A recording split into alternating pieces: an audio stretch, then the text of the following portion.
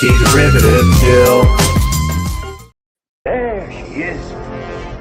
There she is. Welcome to Jill's.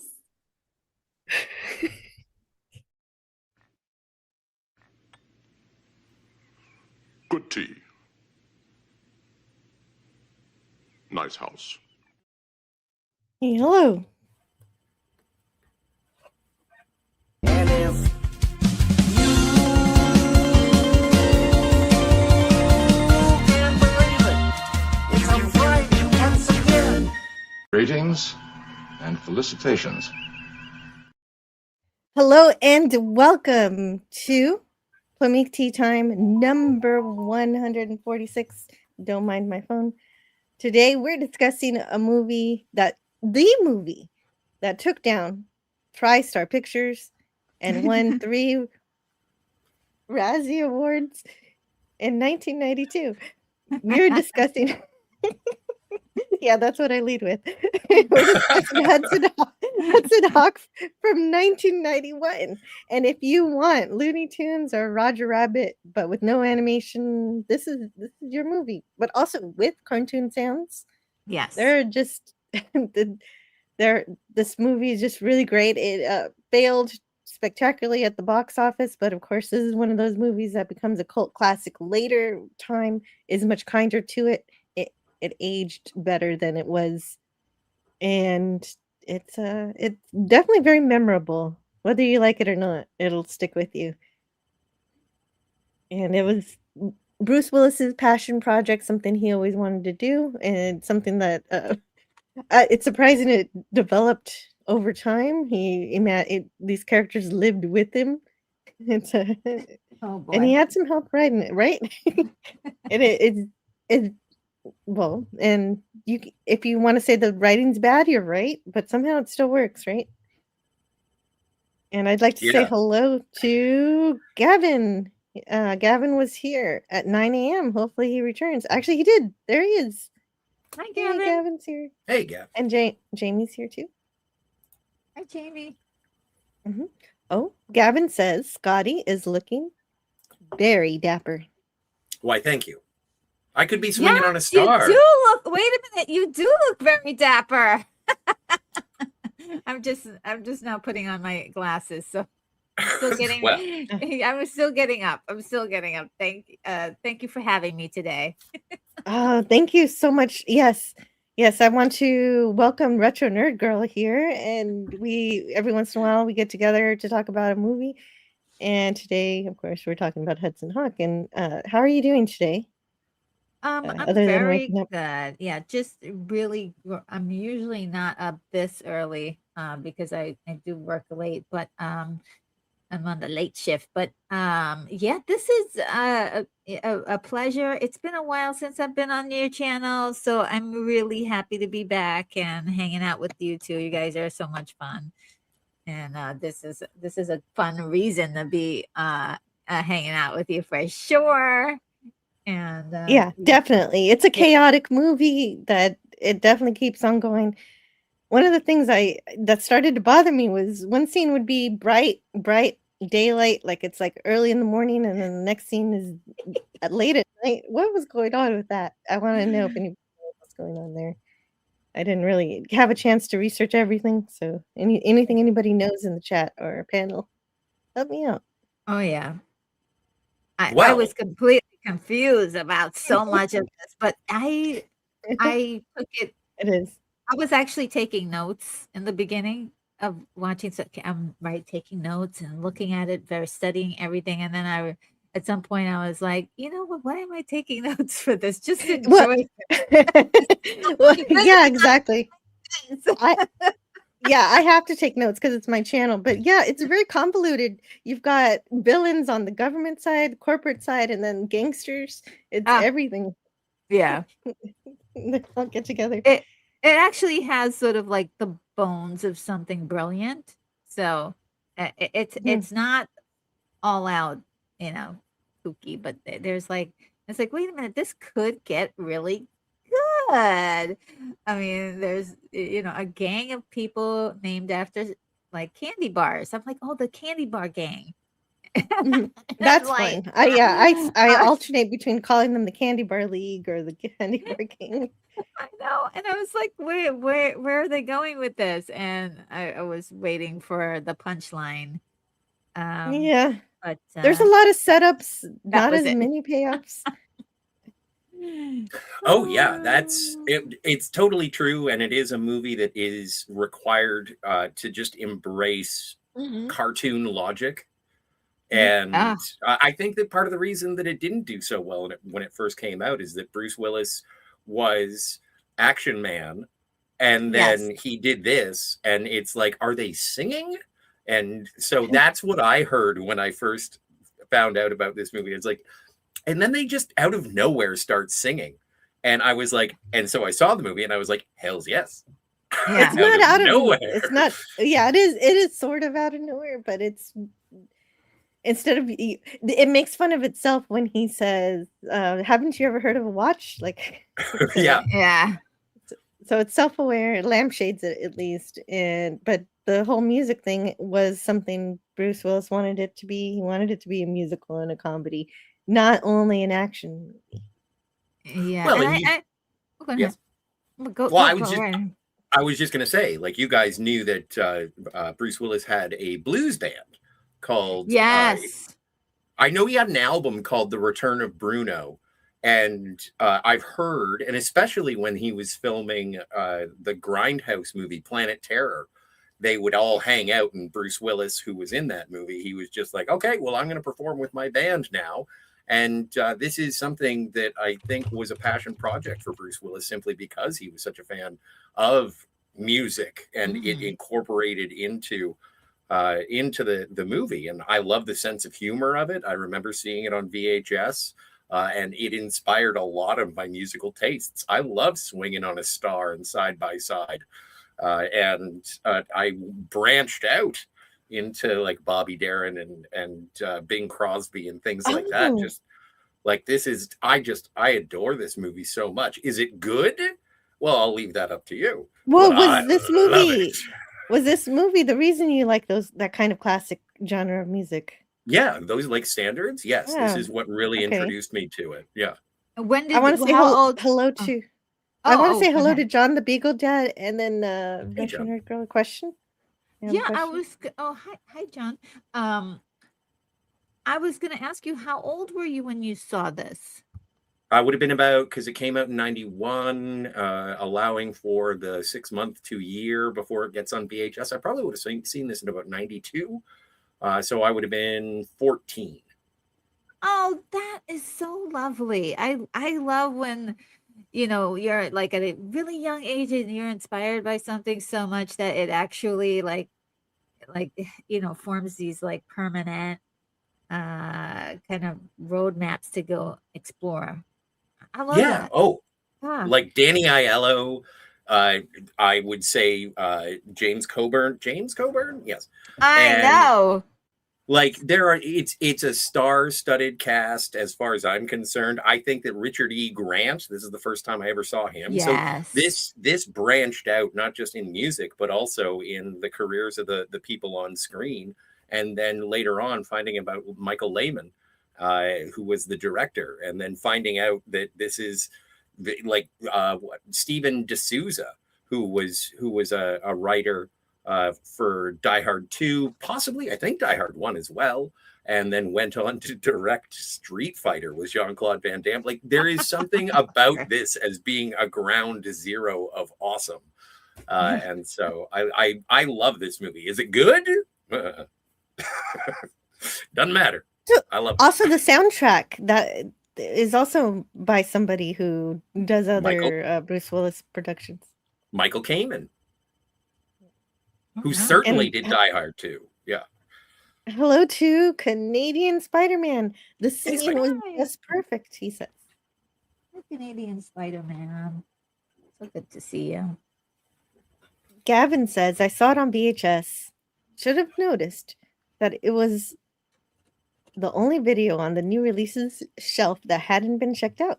That was the warning. Speaking of which, I do have a poll. Instead of A, B, C, and D, as I asked certain questions in general. How do you feel about it? Where has this been all my life is one option. What on earth is this? No idea as another option. I shouldn't like it, but I do as another option. And lastly, this is terrible. I wasted my time, which has no votes yet. So, so everything else has some votes so far. So we'll see. We'll see how that develops over the course of the stream. But I can't vote for it. I know where it's been all my life. I do love it, and I don't think I shouldn't. Like I need like fireworks and tubas. Well, I'll go with where has this been all my life because I know where it's been all my life and I adore it. Yeah. Yeah, where's this been all my life? I don't remember seeing. I think the first time I even heard about this was when you posted something on X, Scotty, and I was like, "What is this weird thing?" And the little bit of it that I saw, I really enjoyed, and it feels like this feels like a movie that may have come out a spot earlier than maybe the audience who could find it. Like there was like, it reminds me of like a live action Johnny Bravo, or like Ford Farlane. I don't know if you guys remember Ford Farlane, or is it Farlane and Fairlane, and or movies like Ace Detective, Pet Detective, Ace Ventura, Pet Detective, and what's the other one I'm thinking? Oh yeah, that's definitely a cartoon movie too. Yeah, and also like Monkey Bone. I don't know if you guys have seen Monkey Bone, which I love ridiculously, and like Bedazzled. It's like the comedy wackiness that's out there. It's sort of the strange oddity. It's not just a comedy; it's a gut buster. But then this is also set with this serious sort of James Bond kind of feeling to it. Also, like I don't know if you guys have ever seen Double Teamed with Claude Van Damme. Oh yeah, it's like that kind of like wacky, like what else weird thing could happen in this movie, and they accomplish it, I think. Oh, definitely. If you got villains who want world domination, that's definitely James Bond territory. Ooh. Data of the Grid is here. I'll be there in a minute. Oh, he's going to join us on the panel. So see you soon, right. Data. We'll see you soon. And so let's see. Of course, this was the only time Bruce Willis wrote a story because it wasn't successful. So I guess he was upset about that for a while, but history has proven otherwise. People like it now. Yeah, you have to shoot your shot, and I think if it would have been successful, then that would have probably led him to, write more, do more writing, but it you could see like I think in the biggest reason why this may have had an issue is just maybe another person to kind of come in and say, okay, let's form up some of these ideas and kind of structure it a little bit more. It just felt like definitely a vanity project, but in a good way. It was enjoyable, especially since we don't see him out so much anymore, because of his illness, and unfortunately his career I felt got stunted by that, and this is another way to appreciate him. This was something he loved, and we get to see him again. Yes. And welcome to the panel to Theta of the Grid. How are you doing? I'm doing well about this movie, and just briefly before we I absolutely adore this movie. There's so much to love about this movie. I think you said it perfectly. Like if you like Looney Tunes without the cartoons part of it, it's this movie. It's it's silly. It's like the first time I saw it, it really caught me off guard because there was like a a supernatural element, Leonardo da Vinci, being Yes. involved and everything. It really caught me off guard. I thought it was just going to be kind of like a gangster cat burglar type of movie, and then watching it, I was just like floored. It was so fun watching it. It's just such a fun movie, and like you said, it's a cult classic. Mhm. And another person who worked on the music was Kraft. Robert Kraft. Robert Kraft. Yeah. He also worked on the music. And let's see, the budget went from 42 million to 70 million because, I guess a lot of research and a lot of filming locations, really beautiful places they went to in this movie. Yeah, that is Real. where the budget went, was Yeah. to locations. I do have the DVD. oh, that's beautiful. And I'm so happy that there was an audio commentary. And so, yes, Michael Lehman said, "Have you ever tried to get locations in Italy? It's expensive. I don't want to say too much about that." But he does sort of drip drop, and it's like, "Oh, that's going to cost money." And it's like, I don't know who paid them. I don't know how they were paid. I don't even know where the money went. But we did get our locations. So that definitely exploded. And there is something else that Michael Lehman says throughout the audio commentary.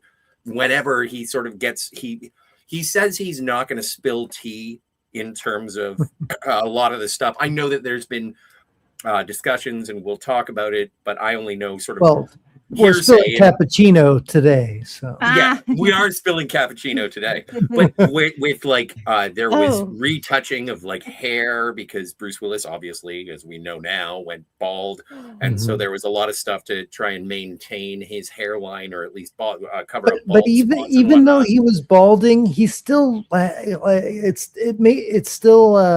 he still looked good. The way that he was losing his hair, like he still had that masculine, like he didn't have that George Costanza kind of look. Like he looked very intimidating. He looked very very masculine and stuff. And one thing you said that I didn't realize, that this was a passion project of Bruce Willis. I didn't realize. I never knew that until you just pointed that out. That's really cool to know.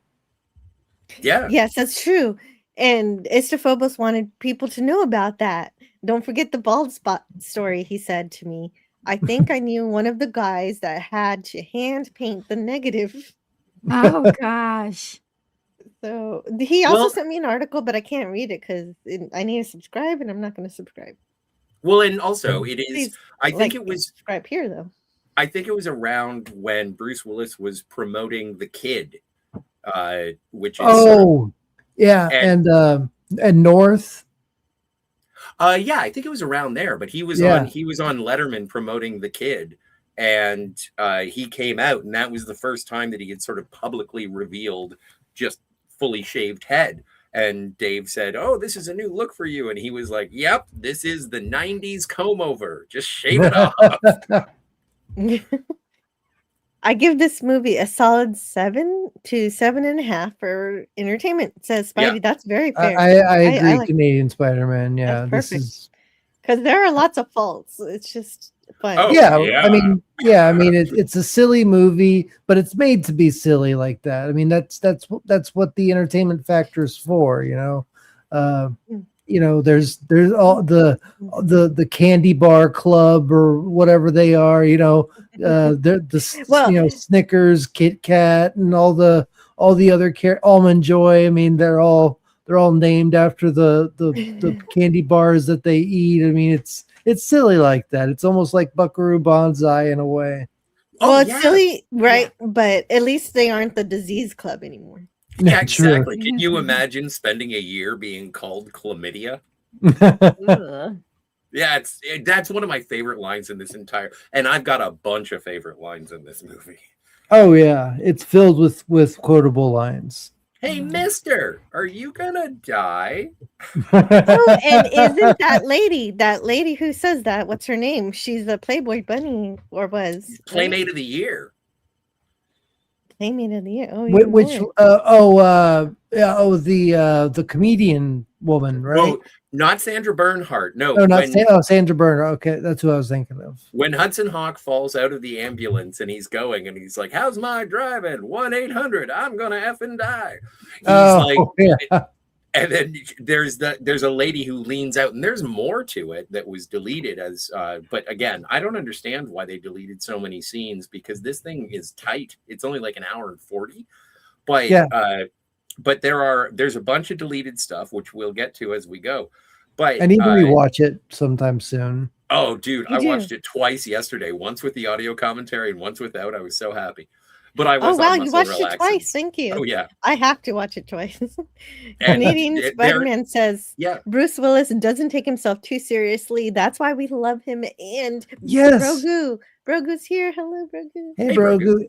And I couldn't agree more. That's why Bruce Willis is such a has such a fondness, I think, in a lot of people's hearts. That goes to, especially in the 80s and 90s, that went to the cinema. He did such a variety of different movies, and he didn't take himself too seriously. He took roles where, he would, like in North, you don't know if he was actually a figment of the kid's imagination or a spiritual being or something that was following Elijah Wood around, trying to find the perfect family and stuff like that. Oh, you're making that sound good. It is. You gotta say it's not good. It's good for a kids movie. Well, it was also Hello to Entry Manor. I'll never understand this movie not being more loved. Oh, yeah. You got to finish the sentence. but I'm sort of with Retro Nerd Girl in this, in terms of stuff like Bedazzled, like in terms of those comedies that turn a genre on their ear. And at that point, people were just like, you're making fun of the thing that I like. Whereas, but it's loving, it's ribbing. Yeah. It's not mockery. It's more like endearing. Do you ever notice how this happens in movies? Well, let's poke some fun at it. And we're not mean about it. We're just having fun. And I love how they time their cat their escapades by the length of the song that they're going to go by. Like they're trying to figure out how long it's going to take, and then Bruce Willis automatically is like, well, swing on a star. That's right. It would be most logical if they used watches or some other time. But that's device. What makes it so eccentric and so loved. I mean, well, and that was one of the things that Bruce Willis was very specific about, is that he was kind of like, as a cat burglar, he was going to be more of like a MacGyver. He wasn't going to use a lot of high-tech gadgets. It was going to be, pretty low-tech, never uses a gun, well, except for the rocket launcher, which is just a funny sentence. Yeah. Hole in one. Yeah. Yeah. Oh, it's in the hole. He's got to be happy with that. Yeah. Okay, so this movie starts off like I wonder.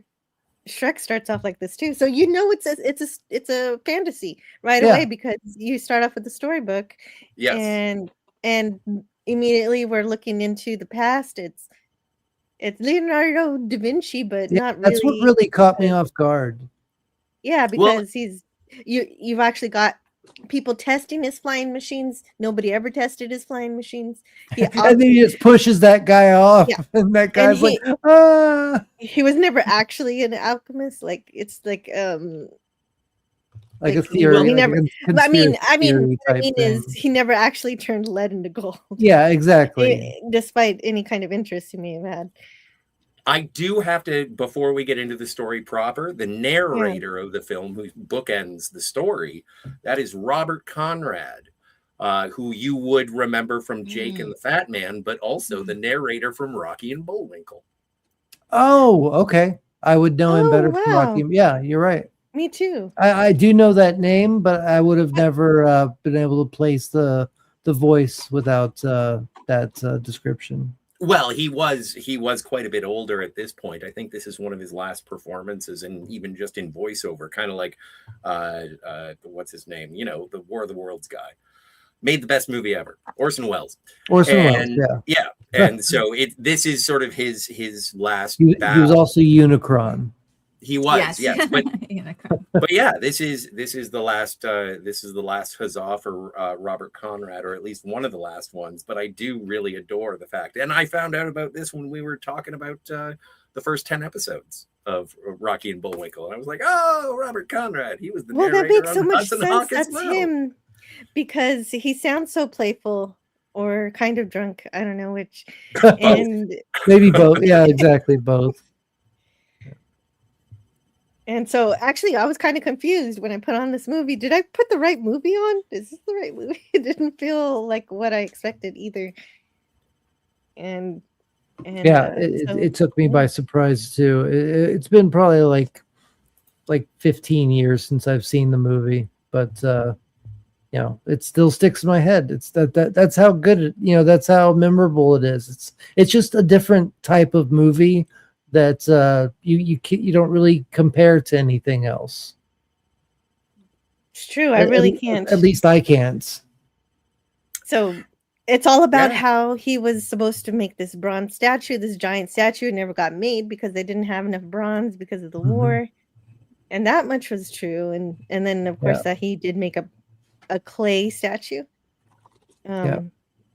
Well, and he was trying to turn lead into bronze, and then gold, alchemy, no, he was trying to do bronze, but the machine itself did gold instead. Yeah, we broke it. It only makes gold. Yeah, darn.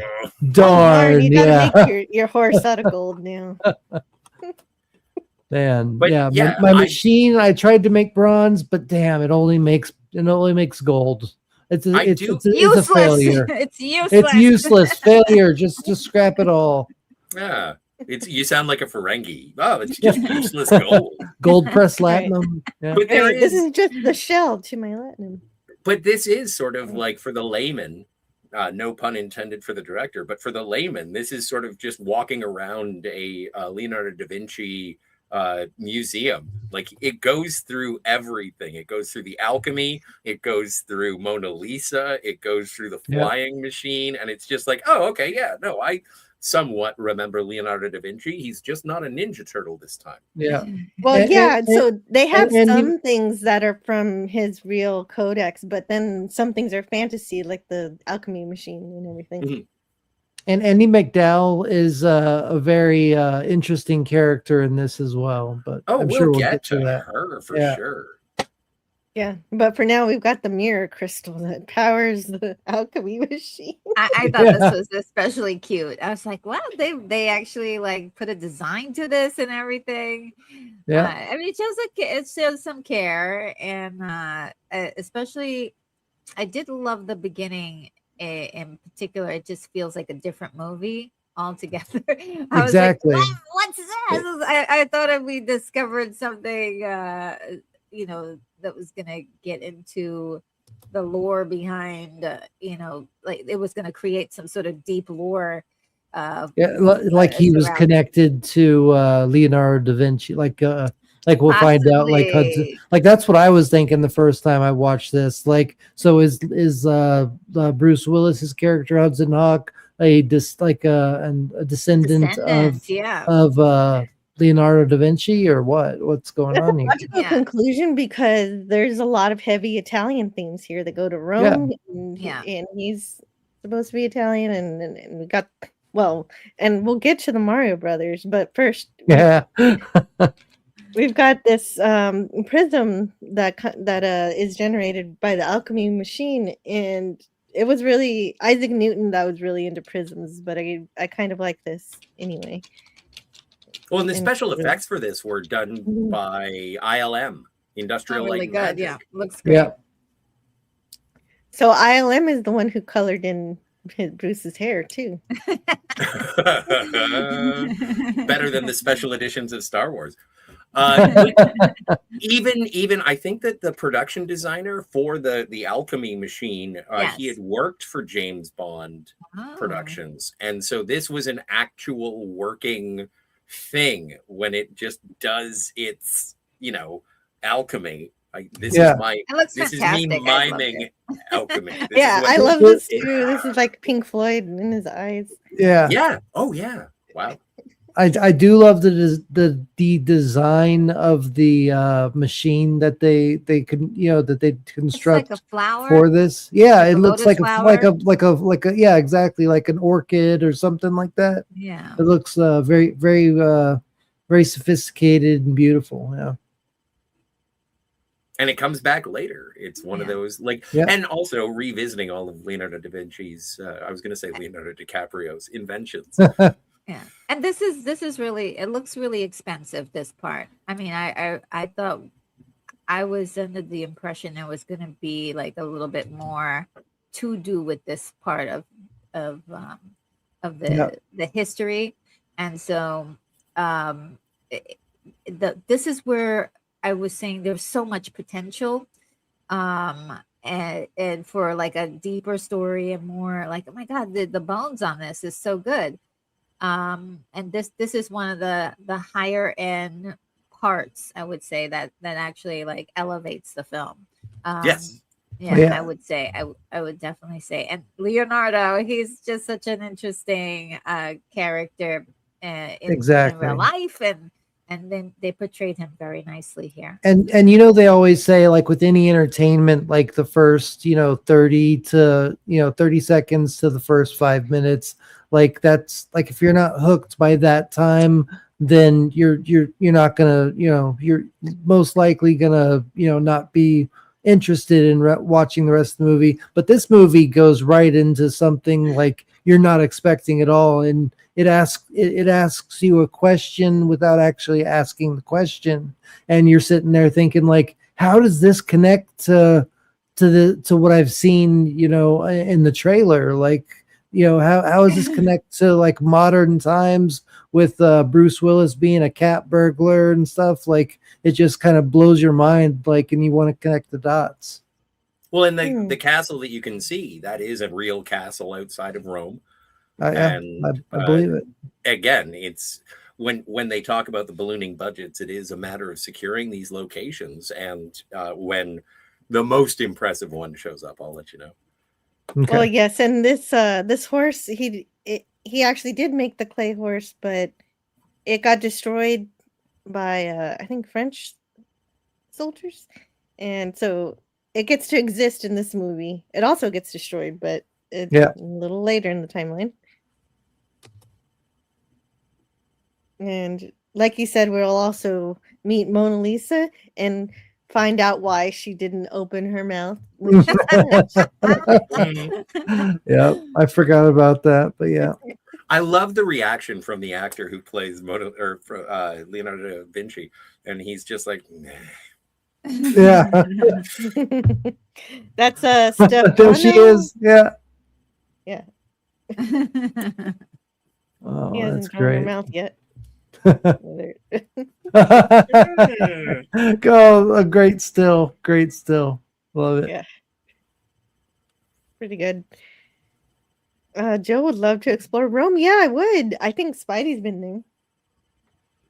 And Oh, I never noticed that. Yeah, the story is by Bruce Willis and Robert Kraft. Yeah. Yeah, that's right.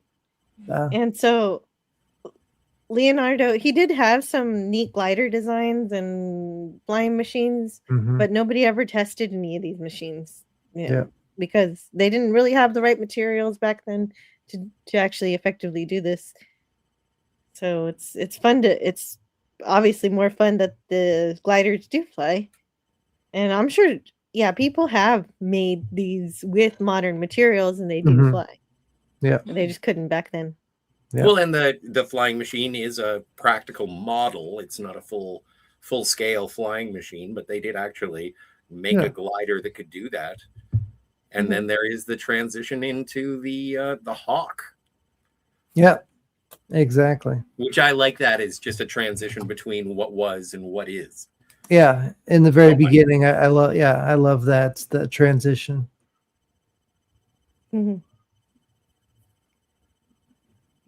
Yeah, so they just didn't have the bamboo. It was balsa. Yeah, There's the hawk. There's the hawk right there. Exactly 500 years later. One of cat burglary. So I do really, really like this, and I do put it shoulder to shoulder with another getting out of prison at the beginning of the movie. I think this is as good as when Elwood gets out of prison at the beginning of the Blues Brothers. I Oh. love this. No, not Jake. Sorry, Jake gets out of prison. Yeah, I know. I Yeah. love it. I think that there is a little bit of homage to that. I like it. I never thought about that, but maybe, yeah. And then Gates, I think, is the name of the guy. Okay. I was muted. Sorry. Gates. Apparently Yeah, this Gates. guy- That's Gates. Yeah. Yeah. And this guy is he was a cinematographer, producer, actor, and so he shows up in here. And also, it should be noted that this is like a Joel Silver crazy production. This is at the height of hubris, if you will, for the Joel Silver machine. And considering what had happened with Die Hard and Die Hard 2, Bruce Willis being able to bring his passion project to life is also in great regard because of Joel Silver. And this is also part of the reason why it was criticized at the time of its release, is because of the excesses of the movie. We can do whatever we want, and it's like, no, you can't. And then they were like, okay, we'll reel it in. We'll reel it in. He definitely did whatever he wanted. He had more than just the watermelon going on. Yeah. In this one, since somebody mentioned Buckaroo Banzai, and now I'm thinking about that. Yeah. Oh, that was you, Data. Yeah, that was me. On the desk when he's getting out, there's a paint by numbers Mona Lisa on the desk, and I thought that was fun. So if you're a prisoner, you can interesting. go to painting night. There you go. Watercolor. Mm-hmm. And so, of course, his friend shows up to pick him up. Yeah, and his car, the engine backfires, and automatically he drops to the ground, thinking it's a gunshot.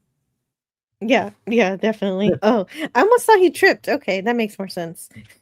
Yeah. You hear the backfire of the car, and he drops to the ground. Yeah. Also, I forgot to say he stole Gates's keys and locked him in the prison. So that was he throws him in the mop bucket. Yeah, this is definitely where you get the sense that the story shift tone happens, and then you're like, okay, so this is the rest of the movie. And it's kind of like a little bit of a jolt after it starts off so like intriguing, and exactly like, it leaves you with the question of like, how am I going to connect these dots? Yeah, I'm like, you can't really furiously writing down notes, and I'm like, wait a minute, what's this? Yeah. And part of the hilarity is the fact that he's getting out of jail, but he's also being given a job to commit more crimes. And it's like, wait a minute, what? I don't want, you don't want. And he wants to be clean, like he wants to go clean and what was it? Sell plungers or spatulas? Oh, spatula. Yeah. Well, yeah, he was given that idea, and he stuck with it. Yeah. But so he's definitely out of the frying pan. And, he's resisting temptation. He's trying to. Yeah. Well, he but wants to, but he doesn't forced upon him. He doesn't have any control over it. Yeah, it's being forced upon him. Like he can't really help it. Yeah. And I think that is exemplified when Gates says, "No checking in with the shrink, no community service." If he does this crime, and Hudson Hawk says, "But I want to do community service." To teach a handicap to yodel. Yeah, exactly. Yeah, I forgot about that part. The yodeling. And hello to Maggie. Oh, hi, Maggie. Crouching Taylor, Hidden Swift, and Old Man Bird. It's been a while since I've seen you, buddy. Hope you're doing well. Proximity alert. Hottie on the panel. OMG, it's RNG. Oh, two hotties on the panel. Well, thanks. So Scott here at 37 will be right back. But meanwhile, he stepped away to I'd say there are a lot of interesting lines in this movie, and it's just a case where something is set off the wall, and sometimes it just makes no sense. that it's there, or sometimes does make sense and there is some meaning behind it. Yeah. But I it but just depends. one of the things that, that this setup really does give you is sort of a morality check for our character, just to let us know that, okay, this is a guy who wants to do the Better. right thing. He wants to do better. He wants to do better. He wants to better his life and actually live it instead of being hung down by what he's done in the past. And I just noticed that Scotty's picture that he left is a picture of a cappuccino. I love it. I love it. Yes. That's a running gag throughout the whole movie that Bruce Willis is Eddie obsessed. cannot. Yeah, Hudson Hawk is obsessed with cappuccinos. Yeah, I love that. Good cappuccinos. Right, it has to have the right amount of foam. Yeah, exactly. Because it starts in New York City, and I lived there for many years. I was raised and brought up there, and so I'm like, that was one of the things that I personally loved was cappuccinos from when I was there, and so him like wanting a cappuccino makes me homesick. I'm like, I just want to go home and have a cappuccino. And then I saw one of those blue Greek cups, those Greek coffee cups. And those are some of the strongest coffees in the world, is if you get it from the blue cup, from the Greek vendors. And my God, it just was like, it's sort of like a New York punch in the face. It highlights the beauty of New York in the 90s. Well, it was also like there was some confusion upon release, and people were going to be like, because there wasn't a cappuccino bar on every corner in 1991, and so people were like, are people going to know what a cappuccino is? Even later on, when you see that giant cappuccino machine, it's like, are people going to know what that is? Yeah. Well, they do interchange the word coffee with cappuccino sometimes, so people understand what it is. Yes. So that does help. And of course, Tommy is saying, what do you want to do? Do you want to have some fun? And one of the things he suggests is play Nintendo. And it's funny he says that because he doesn't know what a Nintendo is, but then they go and they have What's dealings Nintendo? with the Mario Brothers. Yes. That's so funny. So obviously the joke is lost on him, but not all of us. Exactly. And Danny Aiello is playing Tommy. Yes, the great Danny Aiello. Yes. But okay, so this is the first of a couple. Actually, the main one. This is the one that I researched the most because I didn't know about this until yesterday because of the audio commentary. And going in with the cartoon logic. So Hudson Hawk, his real name is Eddie Hawkins. Eddie, yeah. And he had, before he went to jail, he had a sidekick that was not Tommy Five Tone. It was Little Eddie. And Little Eddie was a monkey. Little Eddie was a sidekick that Hudson Hawk had, and he would help him with his heists. But unfortunately, the night before Hudson Hawk was to be released from prison, Little Eddie was killed. Where did we learn that? Because I don't remember that in the movie. Deleted scenes. It's not even in the movie. That explains it. Okay, that explains it. Yeah, well, but I never heard that. When we get to it, I'll let you know, because this is my favorite part, because I love the idea that Hudson Hawk has a sidekick. As a monkey, yeah. And that was probably Bruce Willis's idea. Like that's so funny. We're dealing with cartoon logic. Exactly. I mean, that's so hilarious. Yeah. And so there was a deleted scene, and it's like, and hey, see it die. So I'm kind of glad they didn't include it. Yeah. No, he gets it, and there is a part where Tommy says, you got to prepare yourself for some bad news. Little Eddie was assassinated last night. And, wow. And he hands him a newspaper, and it's like, monkey killed. Oh my God. And so he freaks out, and then, it goes on. Also, in the filming of that scene, when they're driving away from the prison, it is the only time in cinematic history when you're looking at one character and you can see the New York skyline from New Jersey. And if you look in the other direction, you can also see the New York skyline from New Jersey. So it doesn't matter which way of the car you're looking at, it's always New York in the background. Oh, Yeah, definitely. That's kind of funny. So this is the first casualty of the movie. Is this coffee? Whenever Eddie tells him about Gates propositioning him for a job to blackmail him into doing it, Tommy breaks really hard, and the coffee is spilled. yeah, the blue cup. Oh, So if you're in what New is York, grab the blue cup. Those are the best coffees. donut really? The blue cup. eating, Okay. beer slugging, motherfucker. And then he slams on the brake, honks the horn. Oh my God. Yeah, If and he my- said, if my- "Oh, If my coffee spilled like that, I would be pissed too. I would probably say yeah, the it had same the thing. perfect amount of foam." So they make it to the Five Tones bar that they both own together. So they actually have a legitimate source of income. Not that it ever plays into the movie at all, but it's there. But again, this is something that the director said. He's like, yeah, this might have dated the movie a little bit because yuppies, remember those kids?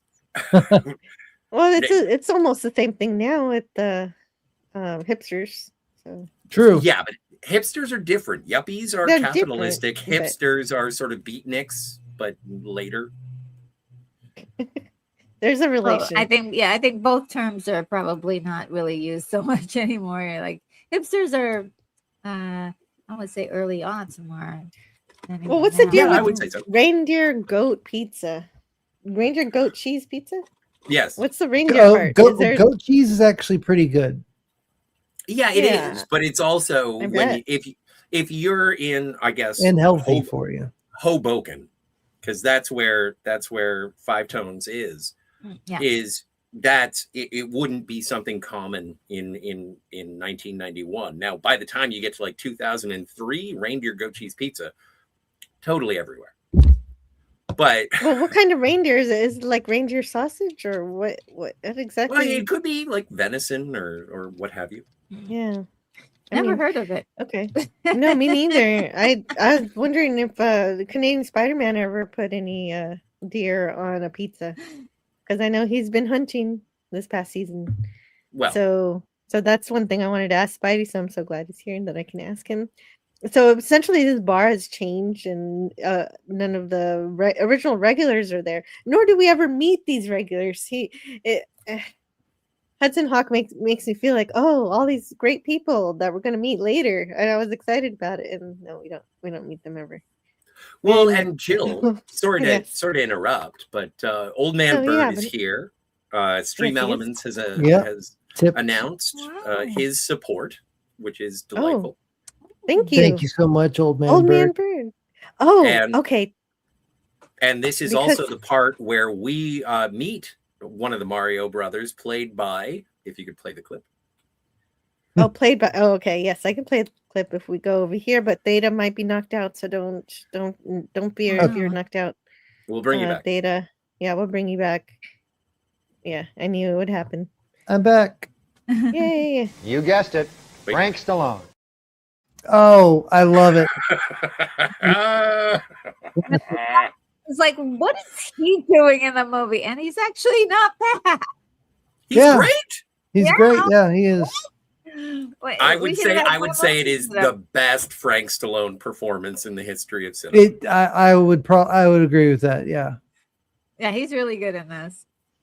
And But thank it you was so too much. short, too short of a character, I think, or too short on screen. I would say. Yeah. He's Well- mostly a character actor though. So he's not gonna be the star of the movie, but he got some good screen time. You know, he made a good impression in the movie, I think. Mhm. I want to thank Old Man Bird for the tip for $10, and I'll play this Yeah. for you. Hey, what do you say we both be independent together, huh? Yay, independent together. And after you like and subscribe, leave a comment after the stream is buffering, after the stream is over. It really helps the channel. Within the first 2 hours, if you leave a comment on the stream, really helps Oh, this really? channel Within out. the first 2 hours? That's very specific. I didn't know It that. is, Okay, I yeah. have to- If you I'll have to comment use within the the first bad 2 idea. 2 hours, yeah. it makes a Wow. huge difference on the algorithm. And That's also, really I good to challenge know. everyone to return and say, "Bunny, ball, ball." So Eddie gets his coffee. He's ready to enjoy it, and I actually got the slides for each Ooh, it looks moment so that this good, occurs. too. So we're gonna go big here It does on look this good. one Yeah. because it is a beautiful looking coffee. Yeah. It does it have nutmeg on top or Like maybe has some Cinnamon. cinnamon? Yeah, I'm a Yeah, cinnamon that's guy the best. myself. Yeah, that would Yeah, make more me too. sense. I love a cinnamon And then on it mine. is blown to smithereens. Yeah. Yes. Okay. Yeah, and then it's That's just a very complicated stunt, by the way. well, and the Oh. way that he reacts to it too, it's just like, yep, that's about right. You know, about to enjoy my cappuccino, Yeah. and then it just explodes. He does a great job of he looks very serene and happy. And Yeah. then, Yeah. oh, this Or happened. it Of doesn't, course, or this like, happened. sure, yeah, it's very nonchalant, and it reminds me of his like some moments during like Moonlighting. I don't know if you guys Yeah. remember that show. Oh yeah. It was kind The of had share. that yeah.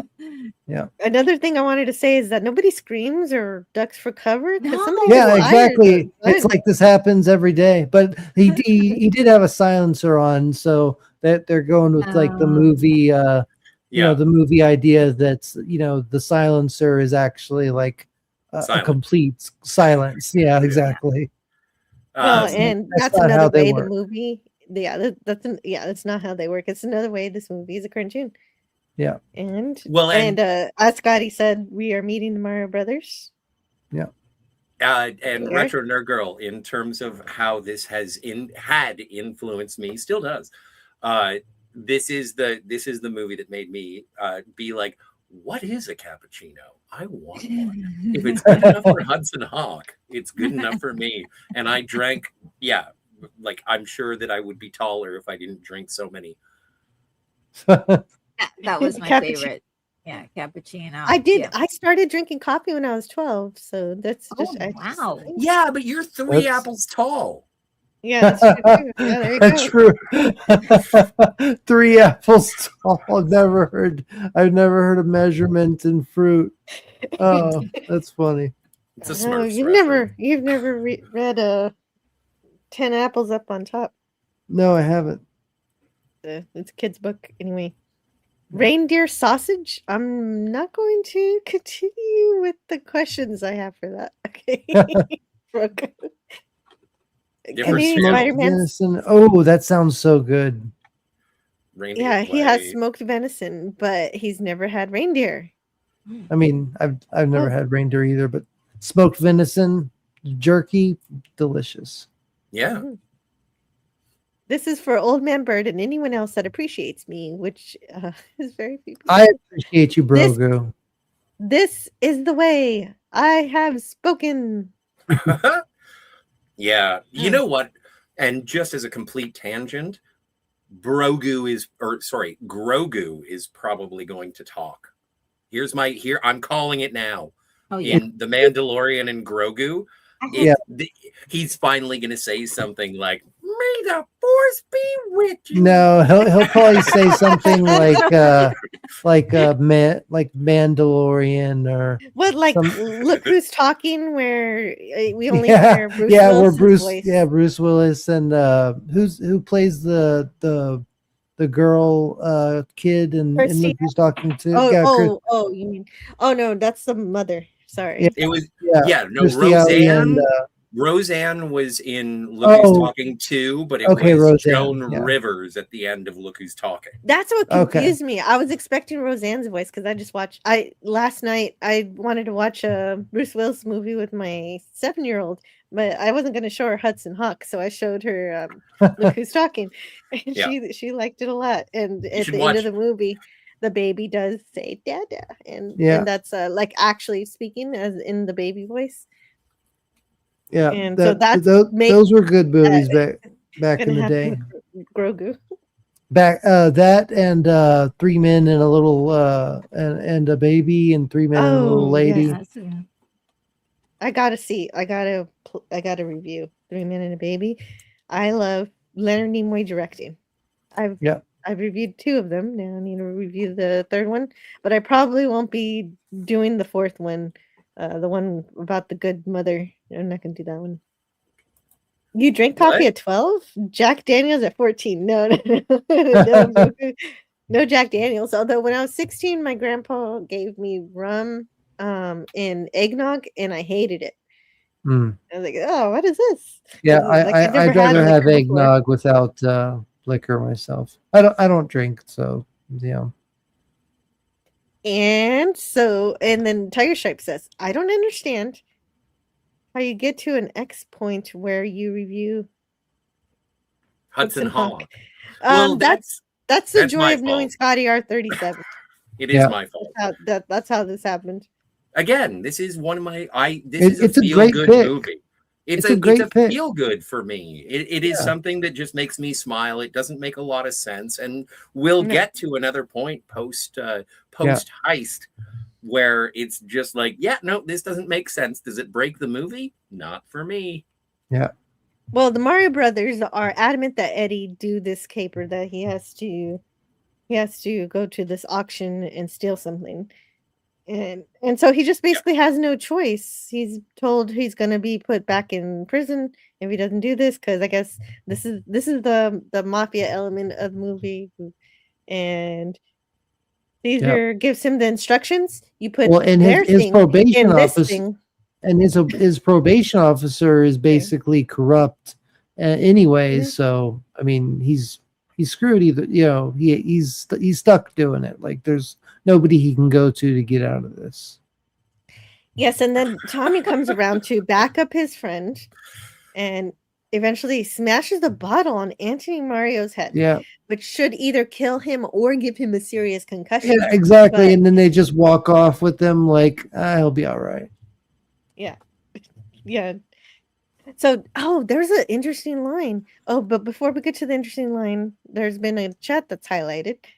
Tiger Stripe says, you didn't have to tell me, though. It's like, how do you know when Scotty's picked the movie without telling me that Scotty picked the movie? Yeah, True. there you go. Yeah, so definitely that's great. And Hi, Tiger. so Tom, yeah, hello, Tiger Stripes. Okay, so there's an interesting line. I forget what the line is. Something about no dinosaurs allowed. And so I know Mario and Luigi are not dinosaurs in the 1993 movie, but the Koopa Trooper are. But the only reason why this isn't a reference is because that movie was released in 1993. But it's just a weird coincidence that he decided to say a weird line like "No dinosaurs allowed," and there are lots of dinosaurs in the first Mario movie. Oh Including yeah. Yoshi. Yes. Well, I mean, the whole point is that the universe they go to was like instead of the evolution, De-evolution. turning from monkeys into humans, they turn from dinosaurs into humans. Yeah. So, But it is apparently there was supposed to be a lot more Nintendo references. yeah. Oh but- darn! Like Yeah. they should have had a Power Glove. Well, I think in the movie, humans came in different forms. Like there were monkeys, there were dinosaurs, and there were mushrooms. So you came from Right, those the mushrooms, Toad. three, yeah. Which Well, it's I the don't know Mushroom why I know so Kingdom. much lore from that movie. It's because I also love it too. Yeah, But I'll the- probably review that someday also. But I mean, I'll have to rewatch the movie. But I thought that the fungus was like the plant life of the dinosaur world, but everybody in that world was a descendant of like the evolution of dinosaurs. I could be wrong, but that's what I thought. I see I what remember. you're saying. It maybe I have it wrong. I remember the princess going to her father who had The fungus, yeah. and he was like that. Yeah. Fungus thing. We'll talk all about it when we review Super Mario Brothers. Which Yeah, will be exactly. I think we're gonna have to. Yeah, That'll be the Evan? next time Retro Nerd Girl joins us. Nice. We figured it out already. Yeah, I could do that. I used to Oh, want so- those boots that made them fly so Yes. bad. Me too. I love those. Yeah. So they're getting ready for this first robbery of the film, And Tommy is quizzing Eddie on the length of songs, and he gets most of them wrong. This entire movie, it's almost always wrong. Like Witchcraft, 3 minutes 57 seconds. It's really 2 minutes 54 seconds. Oh, Night yeah. and Day, he says 5 minutes 12 seconds, but it's either 3 What minutes is this? 58. Oh, that was that Don't was forget the bald spot story. What? yeah, don't forget the bald spot Oh, story. okay. Yeah. I didn't see what From it said, so You're like, oh no, is it drama? No, it's drama. No, it was Istophobo's notes for the stream, and I wanted to make sure not to forget it, but I forgot I left that in there. Well, No, at but least it's- now you don't forget it.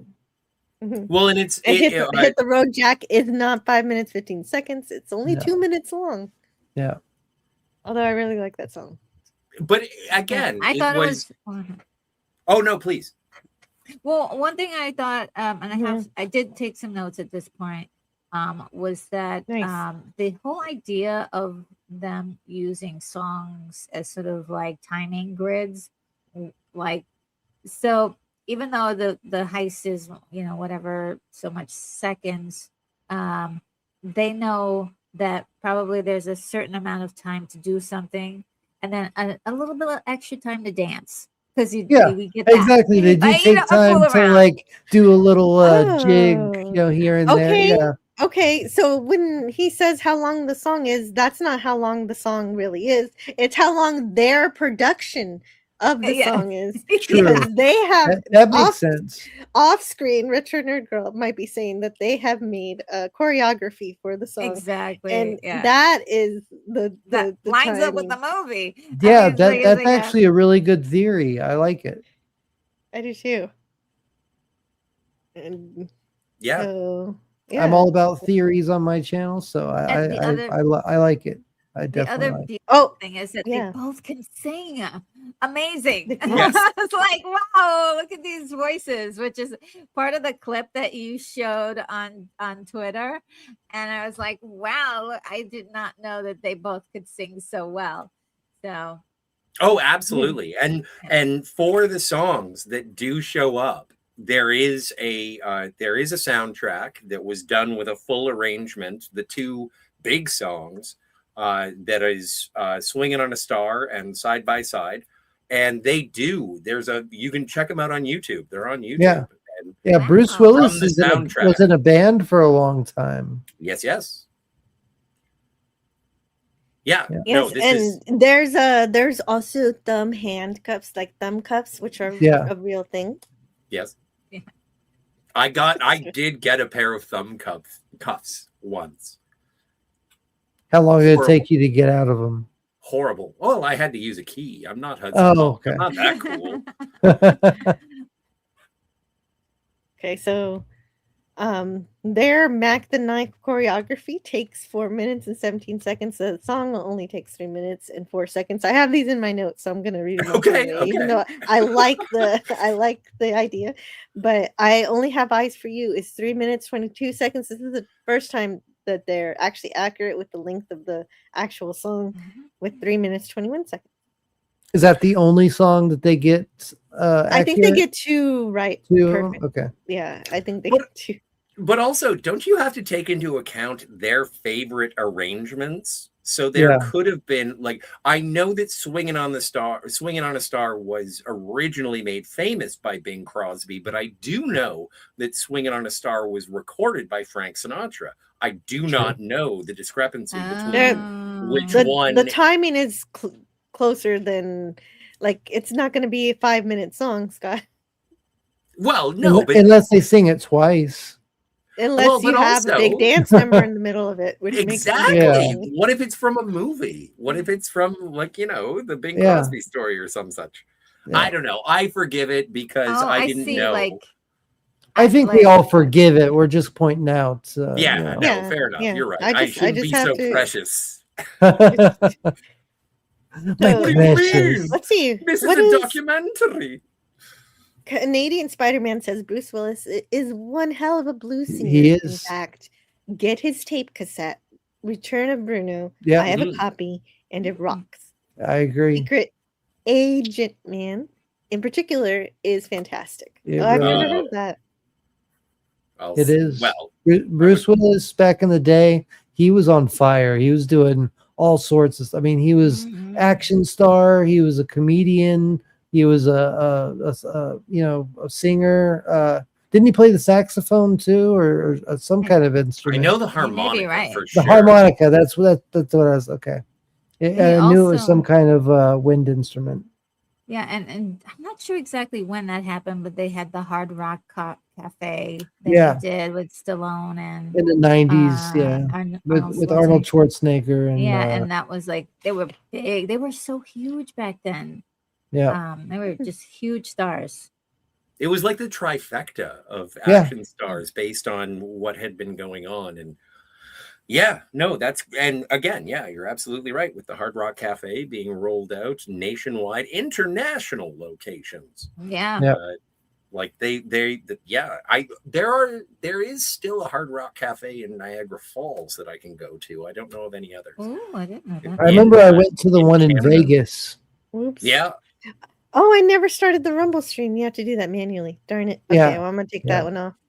Damn, Hey I everybody, forgot. welcome to the Rumble stream. Hello, Rumble. I forgot. If I anybody forgot, is joining us just now, we're talking. No, they about can't. So No, wait, Leonardo no, da I'm just Vinci. gonna upload it later. Don't worry about the I Rumble won't. people. Well, I just wanted to say hi, Rumble. Hi, You Rumble. can be better than you are. You could be swinging on a star. You could. Oh, yes. Would Hello you like to anybody to on Rumble who swing on a watches star? later.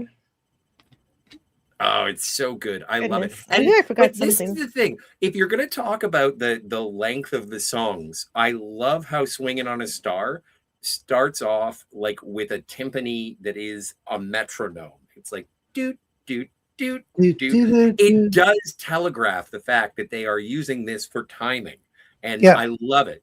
I love it. I love it. I do Yeah. too. I thought it was clever. I thought it was clever.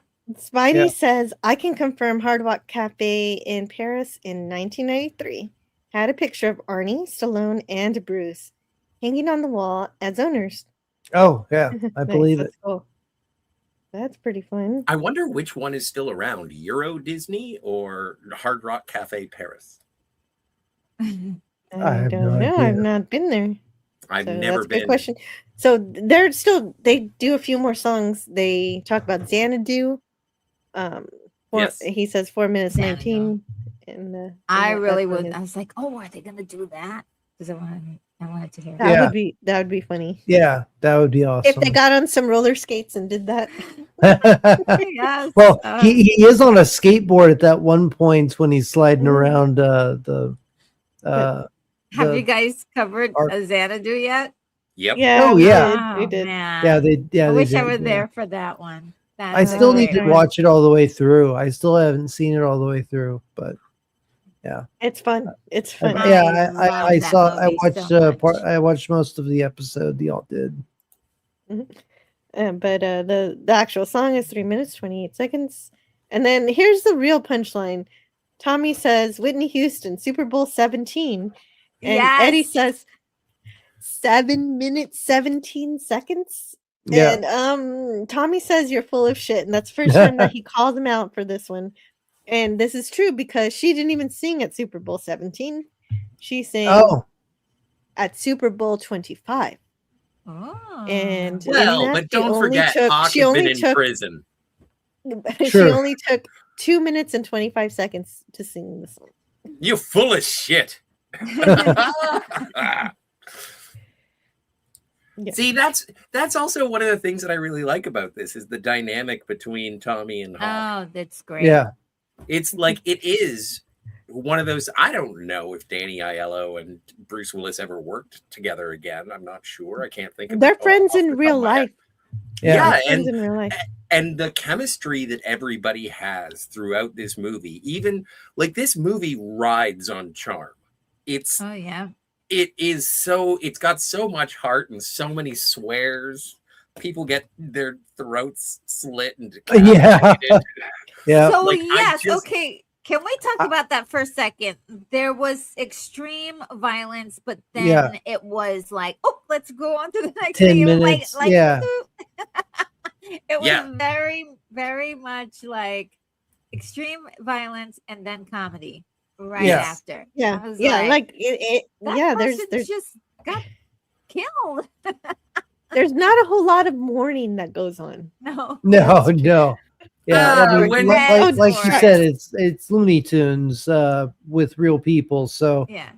there's no mourning. That could have been one of the reasons why people might have been a little put off by it. Because I mean, I think we're like today we're probably used to stuff like that. But I think back then people were a little bit more pruder. Yes. So some of that violence was probably removed in the cursing. I think maybe it might have had a market, and that's another reason. Is like, who do you market this to? You can't really market this to kids.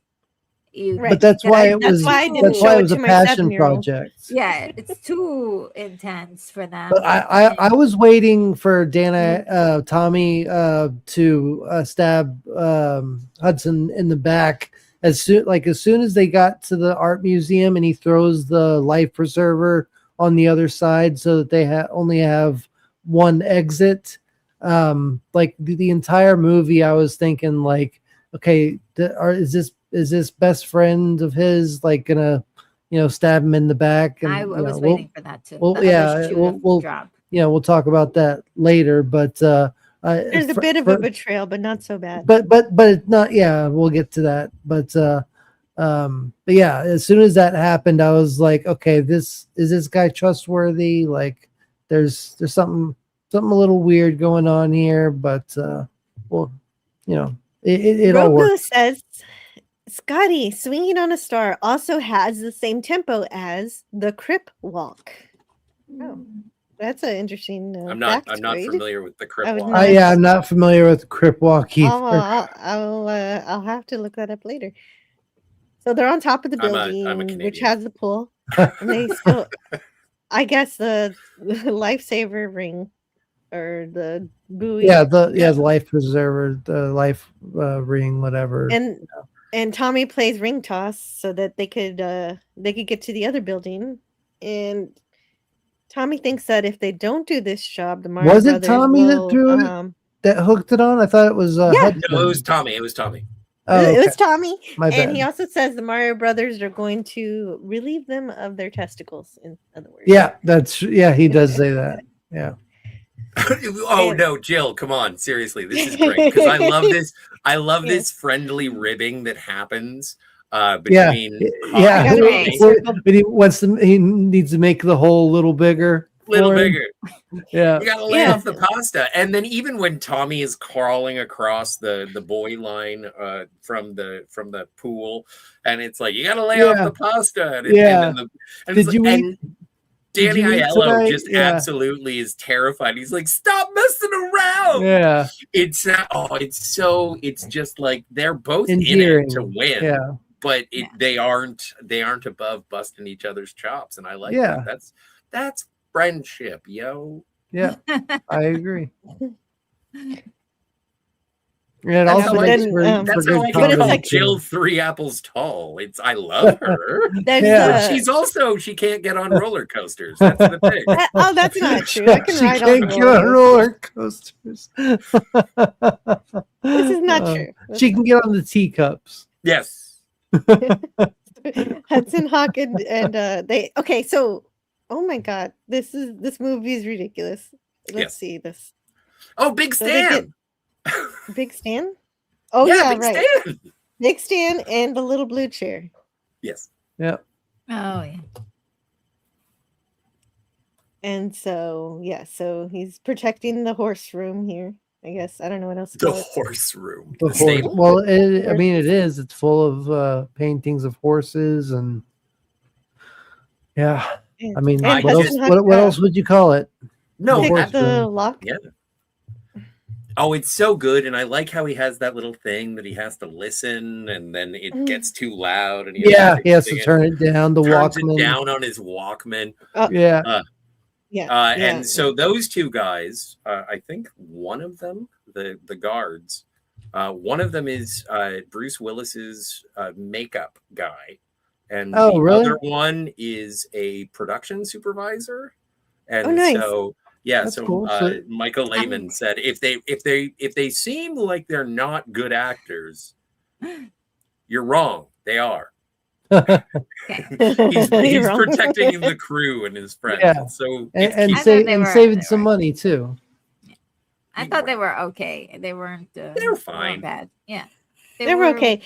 They did the job. I forgot to get a slide of Tommy and Eddie sliding in on their skateboards past Yeah. the surveillance booth. So That- where that did was- these I love skateboards that come? scene. Yeah. Where? Okay, I got questions. Where did they come from? All right. Because the skateboards like disappear and reappear. Oh, that's Constantly. true. I'm like, where did it go? Where? I think okay, you're right. Yeah. They do. Yeah. I called it magical skateboard. But yes, It's been a while, but yeah, I Nice, we think had you're the same right. note for that one.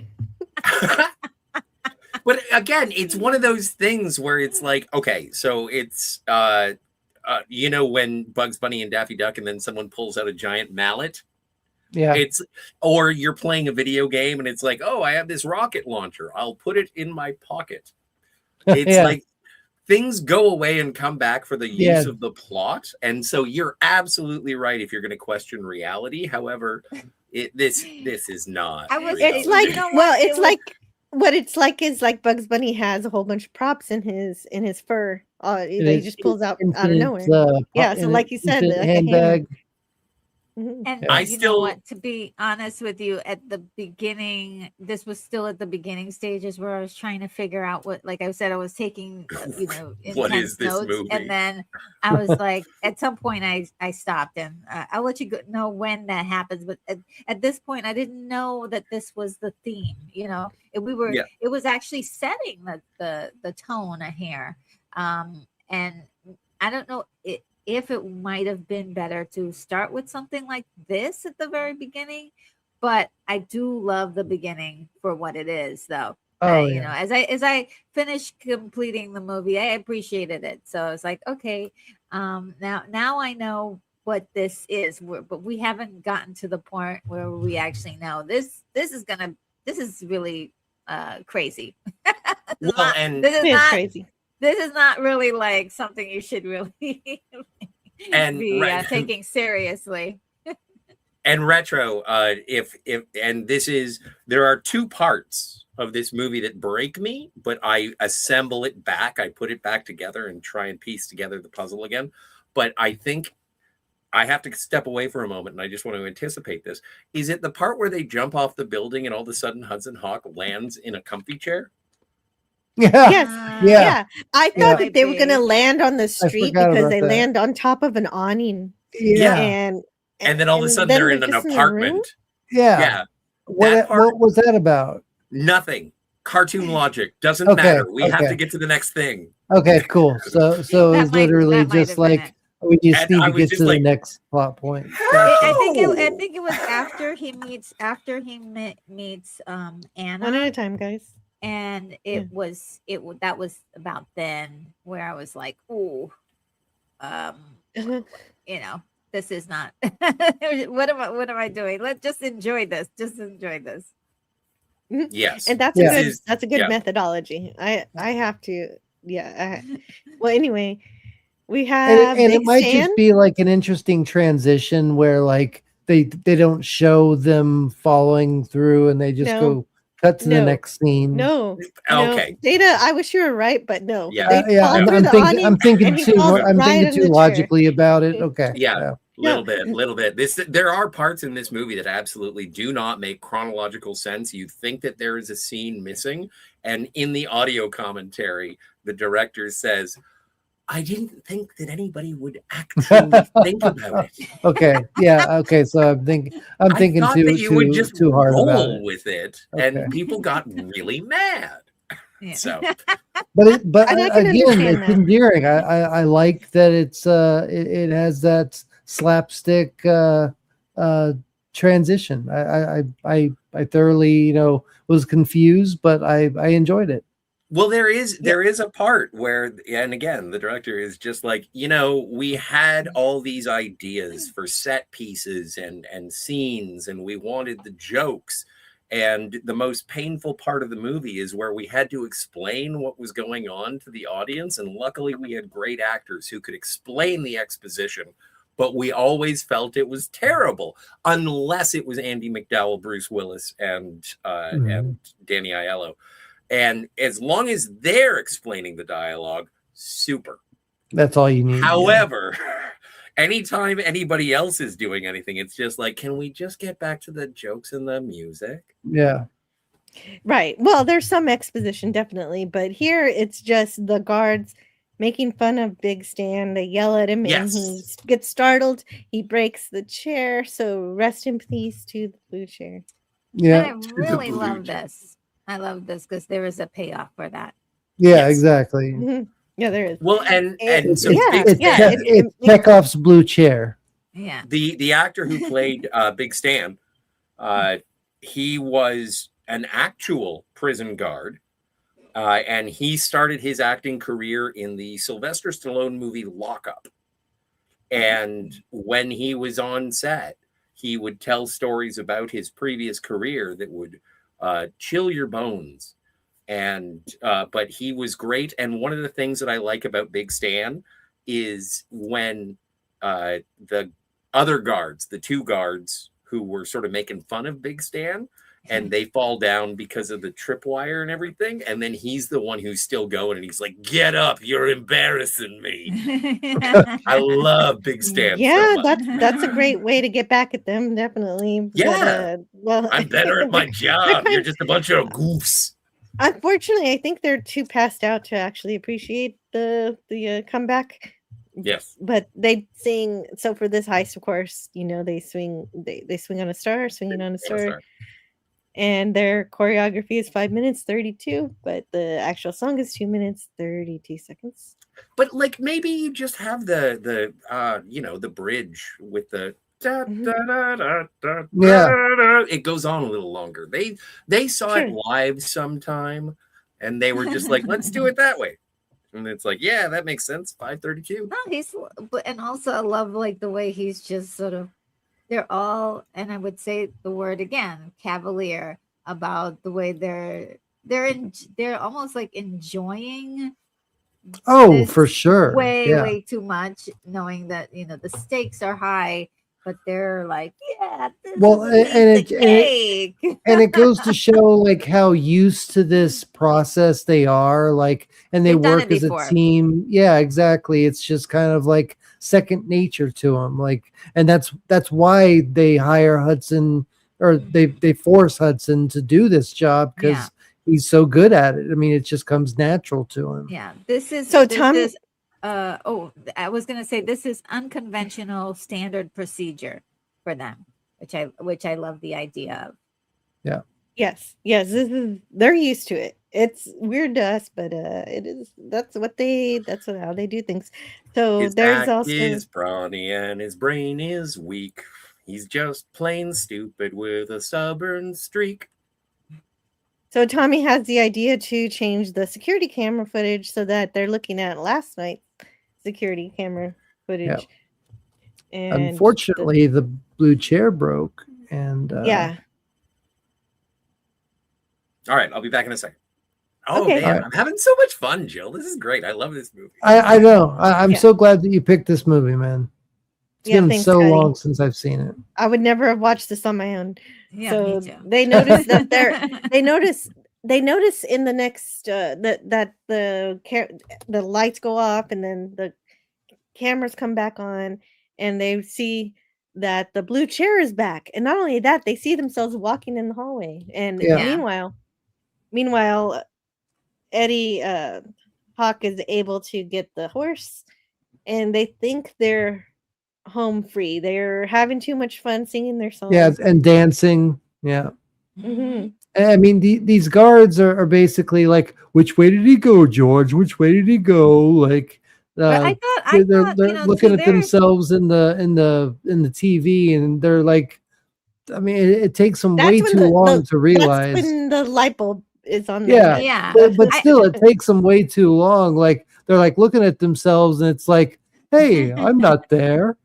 Like it's like what kind of security guards do you hire? And like if you can't But as soon as they do automatically, notice that, they yeah, get there pretty quick. But of course, Tommy and Eddie knock them out very quickly, and they yeah, put those little thumb cuffs on thumb their cuffs, hands. yeah. Yeah, so they're stuck together. And then, of course, as we mentioned already, as Scotty knew he was going to be gone for this part, jumped off the awning and to the building below instead of the street, Yep. which doesn't, yeah, definitely cartoon logic. And now we're inside.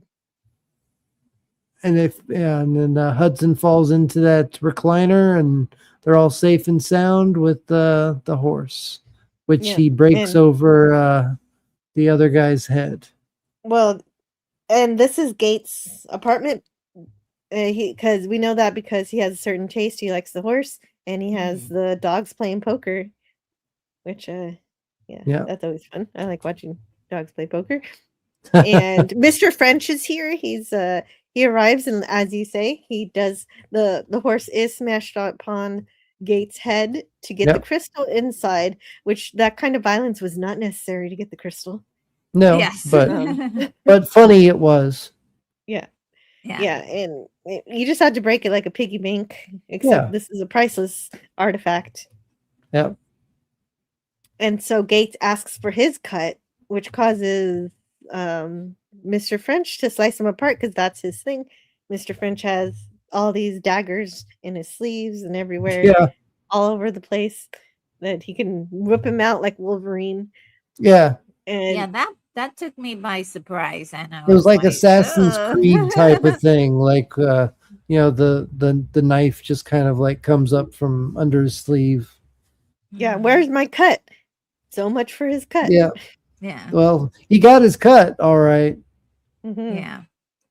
Yeah, it was a bit too a little bit startling for me that A little moment. too violent. Yeah, especially since we were laughing and we're singing songs and we're looking at Da Vinci Code and art and all But to this me, stuff, and then that's we what were makes it actually so funny slicing of the is. throat. Oh my god! But to me, that's what makes it so funny is that like changing of the beats, like they teach you in like film class, like to change the tempo like every 90 seconds or something like that. To change the flow to kind of like be on like a roller coaster ride. So Sure. you're laughing, and then all of a sudden you're like, oh shit, like what did I just see? Like Yeah. and then you go back to comedy, and that's Yeah, I think, but this one, I think that might have been part of the reason why this might have been sort of a weird one for people was oh that for thing. sure, yeah. Like, I mean, I think it might have been even funnier if they, like, if you're really going for laughs, just give them a paper cut. Like, here's your cut. Yeah, exactly. Or write out a check for him and then give him a paper cut. There's your cut. I mean, that's funny, but I think giving him like actually killing him. It was like, oh my god. Yeah, it's a little too far. what It's just shocking for the sake of being shocking. Yeah. I mean, it could be done. It could be done, either way. Yeah, but if you're going to introduce a also he's a henchman, villain. make him deadly. Yeah, exactly. Especially if I you're like gonna that, have like a comedy, something so Looney Tunes where they fall through the awning, and then all of a sudden they're sitting in a recliner in a different room. Kind of catches you off guard, and then all of a sudden, where's my cut? Well, here's your cut. It was a little bit much for me. I was like, I get you. I honest, get you. I'll be honest. It was a little I much, got but you. The next moment was like chuckle. So it was like, okay, Yeah. that didn't matter. It was sort of like, Yeah. this is the movie. But that's it doesn't also matter. Yeah, it's a I think that's- smorgasbord of emotions. I think that's also part of the reason why the movie wasn't well received initially, is because you go from this musical number and goofy comedy, and then all of a sudden graphic violence, Oh, it's And it's like, who are we doing Well, this for? not only that, but you go from Leonardo da Vinci, like with supernatural alchemy, abilities, to the future, 500 years later, cat burglars, dancing, singing, comedy, Looney Tunes type of. I mean, it's all over the place in this salad. movie. It is a salad. It's a delicious salad. Yeah, it Well, really Also, is. I do have a question. I do have to get back to work, so I Okay. do have to go. But thank you for letting me be here tonight. Okay. I If there was anything you wanted to say, even if it's later on in the movie, now's the time to get out what you want to say about this movie and anything you want to share about your channel.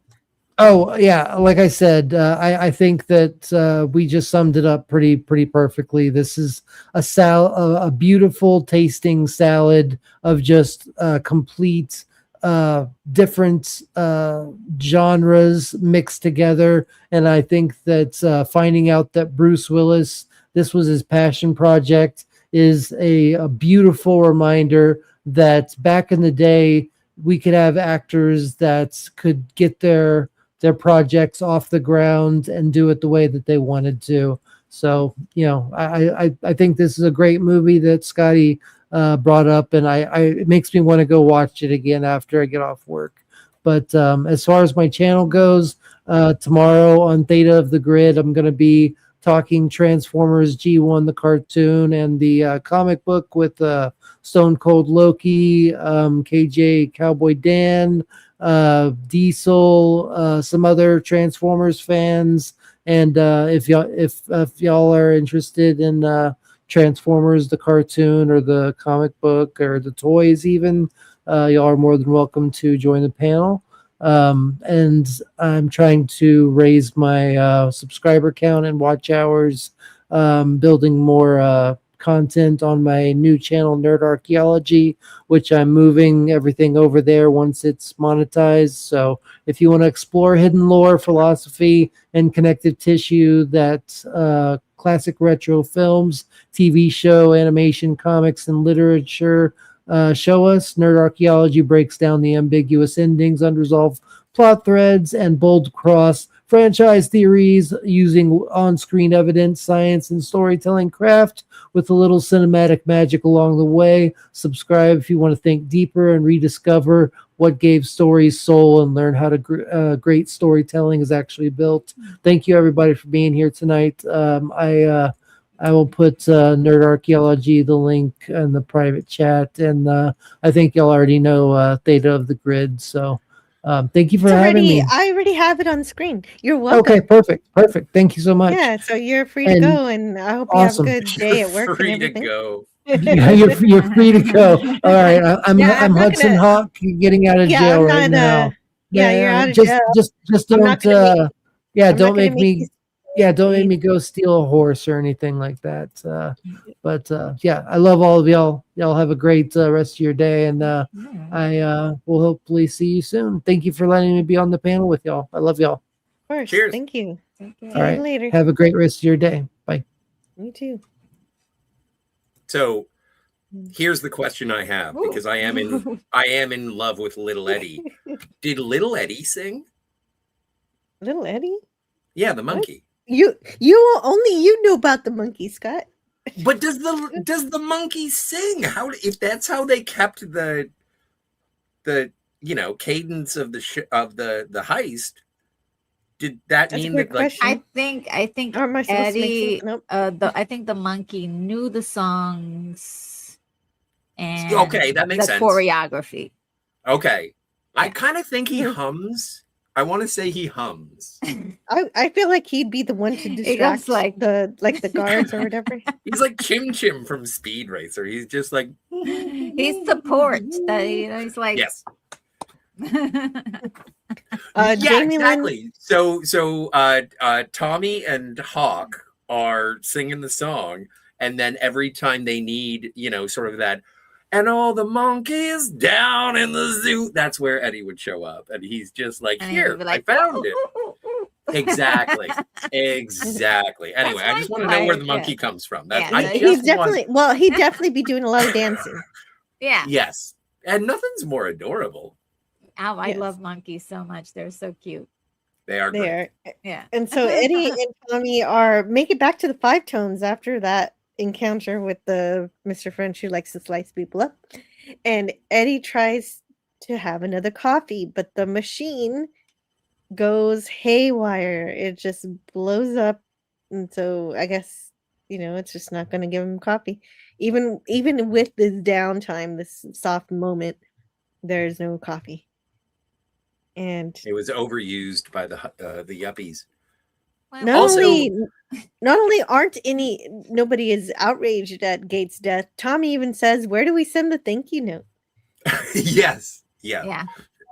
And I remember watching a couple of movies in like the mid 90s, and my aunt was watching with us. She had moved in with us for a little while, and all of the movies that we had watched, like death was casual, and she was sensitive to it. She was like, do all of the things that you watch take death so casually, so callously? And we were like, what are you talking about? Yeah, that was my gripe with a lot of movies in the 90s, was some of it was just so intense. I think as soon as we hit like 89, 90, the graphic violence kind of ratchet up a lot more, and it Yes. was like more casual to like see a movie where something graphic was happening. But there were actually some really great movies told with those storylines. So yeah, but like you think about the era, it's like Total Recall. Total Recall come on, has a body count where it's just like, yes, dead bodies everywhere. We'll rip off people's arms, and it's like, it's fine. It's fine. Yeah. I will use somebody as a human shield. It's got that blew my mind. I was like, what? but the story tracks you in. So no, we can't hear you. Our Pulp Fiction, where they blow somebody's head in the car, but the main problem is just, we just got to clean this up. They're not worried that they killed somebody. It's just poor Marvin. The upholstery. Yeah. Ooh. Yeah. Anyway, it's too much. The for guards me. foul art theft. Oh yeah, that's right. Okay, so there's actually a fake horse that was replaced the real horse that Hudson Hawk stole, and we don't find out until later in the movie that the Candyland game put the fake horse in there to make everybody think there was not an actual Candy Bar.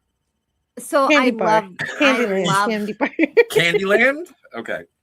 I love this twist in the I'll call story. it what I like. Yeah. Or I love this like mastermind twist in the story where it's sort of like, okay, so you guys thought you had something special. We actually, this was actually planned. We knew you were going to come. We put in a fake, and I thought that was brilliant. I was like, wow, I love that. Kind of pull the rug right up from underneath them.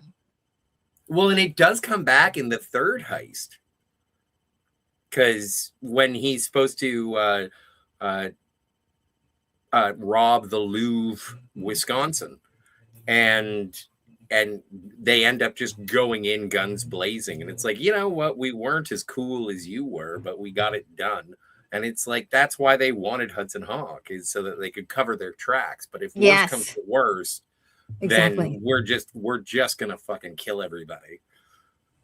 Yeah, I like, but for some reason, I guess that more serious part, I really dug. Whenever the movie got serious, I really enjoyed it even more. But oh wow, I don't mind the funny parts either. So it's kind of a weird result.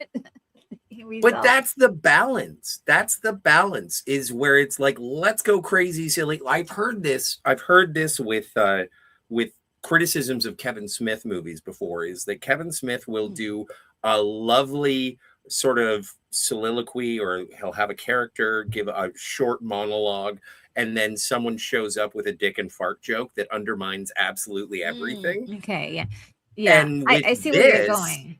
With this, I think that you end up getting so much silliness, and then the Yeah. reality crashes on you. Like, it's just like, let's be silly, and then all of a sudden someone's gonna die, and it's just like, Yeah. well, we got to step it up. Yeah. Like, we can't be so silly. Like when you mention Kevin Smith, I think of Dogma. Like Mhm. that would just fit right if you had a genre that you could put this in, comedy, adventure. This would definitely slide right in there, because that's Well, exactly the kind of Looney Tunes that they kind of did. but also don't forget about the Catholicism that happens in this movie. Right. Yeah, That's yeah. true. Our Right. female, Okay. our We're gonna get female to that. We're gonna romantic get to lead is a nun. Yeah, She yeah. and she gets her messages via a blinking crucifix. Oh yeah, I love that. I love that. That was great. I was like, oh, I think that's when I realized, oh yeah, this is just fun. It is a good Andy place is here. McDowell, we're gonna get there, but Andy McDowell does the perfect, at when Ferris Bueller, Cameron, and Sloane are coming out of the restaurant and they all put on their sunglasses and then they go. Andy McDowell does it all by herself for 3 people. She's just like, just say God go with me. Yeah, she has a way of mixing comedy and the serious, she does it deadpan almost, and it's like, but Earnest. I would say it's earnest. Okay, yeah, I mean, she doesn't Mhm. like make it funny. It just is funny because she's her character. It seems like it's really dedicated to the moment. Now Dedicated to the moment and to the organization, to the Vatican. Yes, the organization that is the small country. But also, this was originally supposed to be Isabella Rossellini. Oh, really? Yes. Oh, right. I Yeah, could see her that's doing right. it. I That's true. could see her doing it. Yeah, I could see her doing Right. it. And then there was, But she had a scheduling issue, right? yeah, because Die Hard 2 went long, and so the window to get Isabella Rossellini expired. And then, well, yeah, but I like Andy McDowell. Andy McDowell is so fantastic. I love her in Groundhog Day. great I in love her in Me too. Multiplicity. she's The great best in thing this. she ever made was Margaret Qualley. And Never seen like, it. no, that's her daughter. Oh, Oh, I yeah. thought it was a movie. No, she's been in movies, but anyway. But I really appreciate. There is also a Dutch actress who I think was supposed to be on set, or was supposed to take over from Isabella Rossellini. Sadly, and I don't know. Actually, I can't pronounce her name. And she was going to be in it, but she had back problems. She was suffering from injury. And so after 3 days, they said, okay, we have to replace you. Andy McDowell came in about a third or 2/3 through the filming and stepped into the shoes of the character of Anna Bombana, I think is her name. And Anna Bobana, yes. that's her. But yeah, so she stepped into it. But one of the things that sort of contributed to the maligned publicity of this film was that at the time Bruce Willis was married to Demi Moore, and Yes. people said that the Dutch actress, you can find her name online. Say Dutch actress Hudson Hawk. Anyway, there was a shot, like a picture taken by a paparazzi in regards to Bruce Willis kissing her. And people were like, Demi Moore fires an actress because she's having an affair with Bruce Willis. And the thing is that the director said himself, he's like, and if you want to take my word for it, take my word for it, is that never happened. And then he subsequently followed that story up being like, and then other paparazzi showed up when we were in a different location and Bruce Willis was kissing Andy McDowell. And it was like, Andy McDowell has illicit affair with Bruce Willis. So it was an early 90s paparazzi, the thing that killed Princess Diana, where it's all gossip and bullshit. Pardon the swear. And it's just like, not a lot of it is true. And so in the same way, and I'm not going to compare Hudson Hawk with Titanic, except I am, is that when Titanic was not yet released, they were like, oh, it's the most expensive movie ever and it's going to be bullshit and whatever. Oh, yeah. And That. Hudson Hawk was more, gossipy, National Enquirer, TMZ kind of. Right. kind of Tabloids. thing. Yeah. Enquirer, The Star. Yeah. All those, they would hound these guys so bad. Yeah, And but I Michael mean, Jackson, even when I was a all little these- kid, I wasn't gonna believe the tabloids. It also had Loch Ness Monster on it. Oh, yeah. And Okay, same don't time. get me started on the Loch Ness Monster. Okay. So A Good Place says, but at least those deaths in the 80s and 90s movies served a purpose. But since 2016 till now, movie treats deaths like if not worse. I'd much rather have 90s gore compared to what we get now. And so, yeah. Yeah, but if you look at a movie like The Rock, like with Nicolas Cage and Sean Connery, there are moments in that movie where every death is treated with, I can't believe that happened. Like it is every time someone dies, it's tragic. The stakes are death. There's only one time that nobody cares, and it's the bad guy when the bad guy dies, and it's like, yeah, it's fine. Yeah. Well, yeah, Captain Kirk always cares about life. That's another, and he doesn't like anybody dying. And when he has to kill the Klingon in Star Trek 3, he tries to help him. He says, he tries to bring him up, but the Klingon tries to bring him down to his death. And so I have had enough of you. Has to. He has to save his own life to be able to go save his friends. And varying degrees of caring for life occurs in movies. And I want to say goodbye to Brogu. I have to go. Goodbye, Jill and Scotty R37. Enjoy your weekend. And Everyone, Retro Nerd Girl, I'm sure it's implied. Yes, of No, course. it's not. Of course, Brogu. It's not. Come on, I'm trying It to is, help. yes. No, you're gonna make Brogu feel bad. Yeah, well. Enjoy your weekend, everyone, and remember, this is the way. Bye. Bye, Brogu. He's so fun. Yeah, That's my Brogu is Grogu lots of fun. impression. Oh, Not my but hasn't talked- Grogu impression. It's my Grogu impression. But he hasn't talked yet. So No, he hasn't. According to you, he has not spoken. Yeah, I think he will. has. I want Anna the chocolate Banana milk. Bradley. Why? No, he sounds like Mario. I'm Wait. making him sound like Mario. Maybe Luigi? Oh wait, no, Brogu would be Luigi. What if he sounds like Danny DeVito? Hey, I'm a Grogu. I would like that. That'd be fun. May the force be with you. If I see Danny DeVito in the credits for the new movie, I'm gonna go watch that.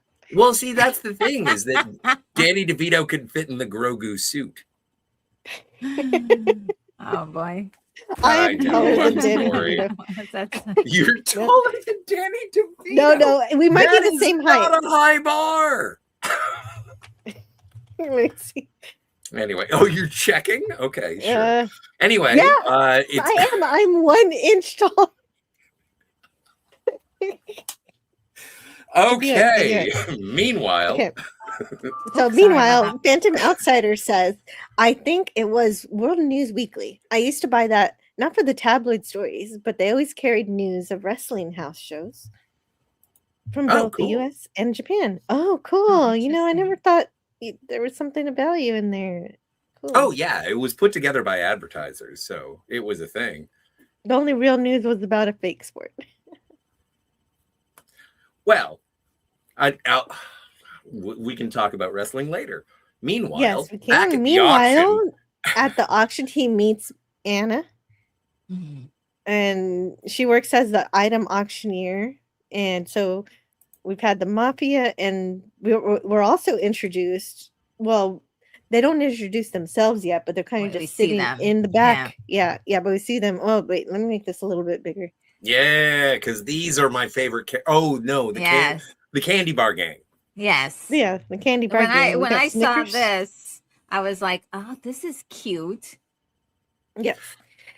And then we have It's they're all eating their candy bars, Kit Kat, and Oh, so adorable. I didn't look into this, but Butterfinger. And this is something that a lot of people pay attention to nowadays. Is this product placement? It could be, yeah.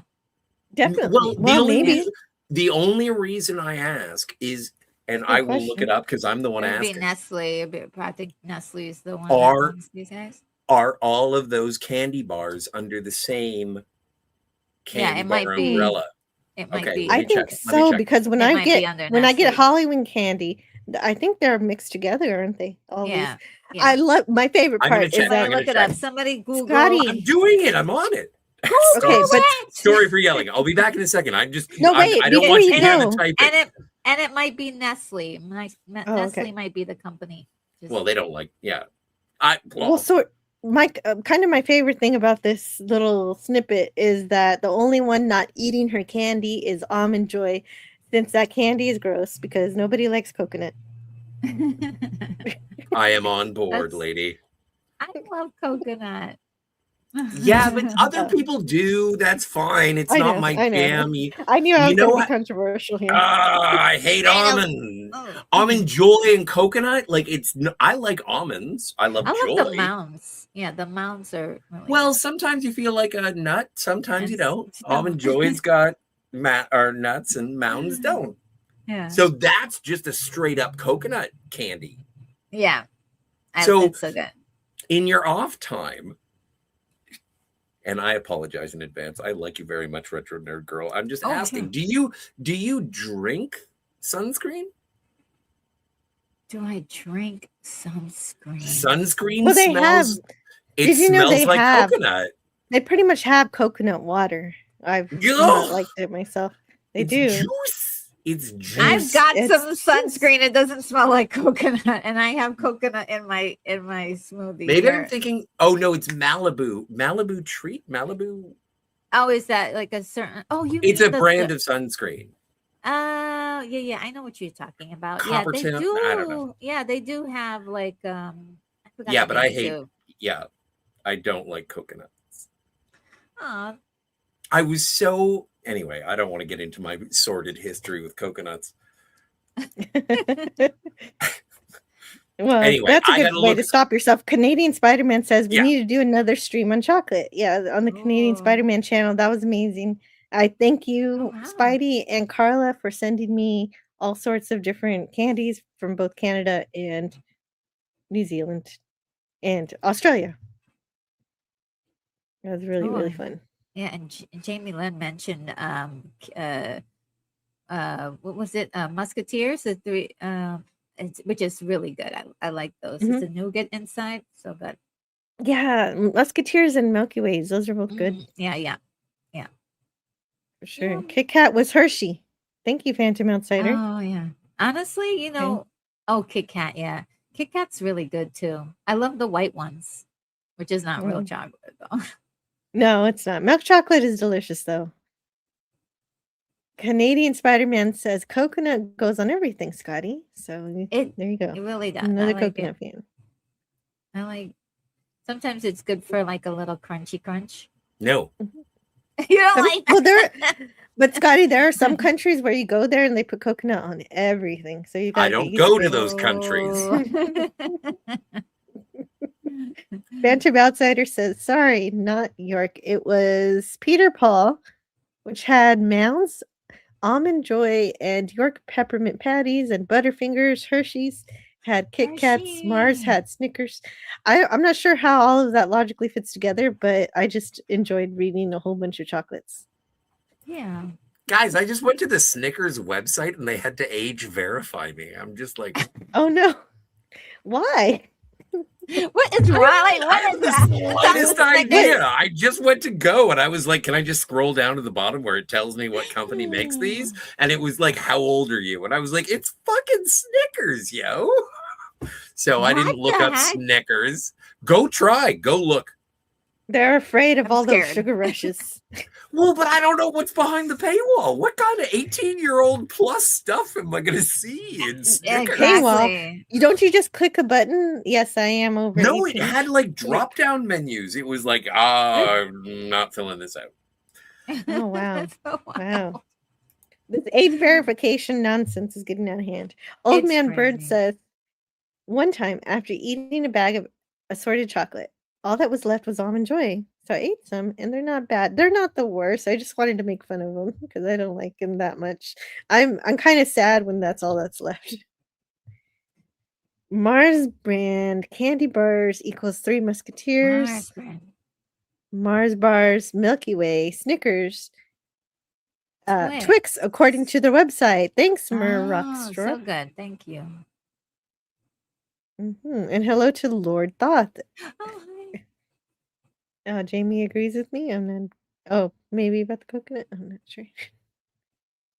So anyway, it's fun talking about Okay, chocolate. so I like the look, chocolate candy. I don't think it is specifically product placement unless the candy bar people came together to assist in making Hudson Hawk. Because Almond Joy is a Hershey and Kit Kat is a Nestle. So this is kind of like the Who Framed Roger Rabbit of candy bars. Crossover Yeah. chocolate. This is the Avengers of candy bars. Oh, yeah. Yeah, but that's what I loved about it, because we had all these characters of candy bars, and they had specialities, and I love that. Good to see. Yeah, that. no, I looks like- love it too. It's great. I had Yeah, to it looks find like out. Lord Thoth. It says it's Yeah. great to see you, Retro Nerd Girl. Same here. Likewise, to see you. Hey, Thom. It's a way for them to bring in digital ID. Yeah, that's what I want to avoid. That doesn't sound like fun. Like, Okay. Yeah. whatever happened to trusting parents to raise their children? A Well- good place. Movie or TV recommendations. I am buying Blu-rays or DVDs. Oh, Hudson Hawk would be my number one with a bullet So- right now. Well, right now, Anna is required to check the authenticity of the horse. And so she's going to do that. And, that guy, he says, oh, this thing was almost stolen last night. And he's very happy with himself. She approves it. Even though it's fake, we learn later she knows it's fake. And she was ordered by the Vatican to say that it was real, even though it wasn't. And, then, of course, we meet The Mayflowers. Darwin Mayflower and Minerva, Oh, these two. and they bid $100 million, 100 million and one. So And the did tongue these? punching. Yeah. Did these guys not remind you of the Pikachu couple? I'm not a I mean- Pokemon person. Pokemon, there's a couple, maybe somebody knows here, but there's a couple that they're just like, whenever they show up, they're like, hello, they're like out there. I don't know if you remember What you're talking them. about? I know what you're talking about. Team Rocket. Team Rocket. Blast yes. off at the speed of light. Surrender Yes. now, or prepare to Old fight. man knows too. Yeah. I mean, I think like these guys needed their own movie. Right. Well, yeah. They need their own theme song now that you're mentioning it. Yeah, they do. They were just out there, and I loved it. I loved every minute of them on screen. And as you know, both of them were Sandra Bernhard and Richard E. Grant. Richard E. Grant, excellent at playing out of control psychopathic lunatics, megalomaniacs, whatever. Yeah. But like, and this is I know that Hawk calls him you Eddie Munster looking motherfucker, but I always got okay. So this is what happens when Boris and Natasha get married and have all the money. Like, Oh, you're these- going back to Rocky and Bullwinkle, yeah, Rocky and oh yes, it's same couple, same energy, yeah. yeah. Just like Team Rocket, same energy. Yeah. So it's cool. But yeah, no, I'm not familiar with Team Rocket, but it's just like, Same hey, what thing. happens if you get the most evil people who are just sort of like co-workers And then they get it on at the Christmas party, and they decide to take over the world. Old Man Bird wants one of us to cosplay as Jesse Rocket. Not me. Not it. Outbid by mine own wrench, and yet she's his sister. Oh yeah, that's right. Yeah. They're just they're $1. brother and sister. Is that true? No. What? Okay. No. They're married. They're married. Okay. No, they're but married. I'm What? not. You know Benton what? outside I'm of not confused me for a pushing that second. off the table. I know that this is odd, but they were- considering that the Mayflowers are so odd, they could be incestuous. No, they're that's not. where They would have made fun of it if that were true. I don't think you you're get to right. ask them. Also, Yeah. Darwin Mayflower thinks that you have to microwave sushi, so I don't know if they know. Yeah, that's gross. They may not It know is. Who does better. that? Yeah. Hot sushi. Have you ever had hot sushi? The answer is no. Well, sometimes they I may put have had it tempura. It's once. not they'll put- sushi. That's tempura. No, Yeah. it's anything with rice wrapped with nori is sushi. So you I can thought put You can can put put cooked tempura. You can fish. put you can put cooked stuff. Yeah, definitely. Oh yeah. My- I've had my it. Eel's entire- pretty cooked. My entire perception of sushi has been destroyed.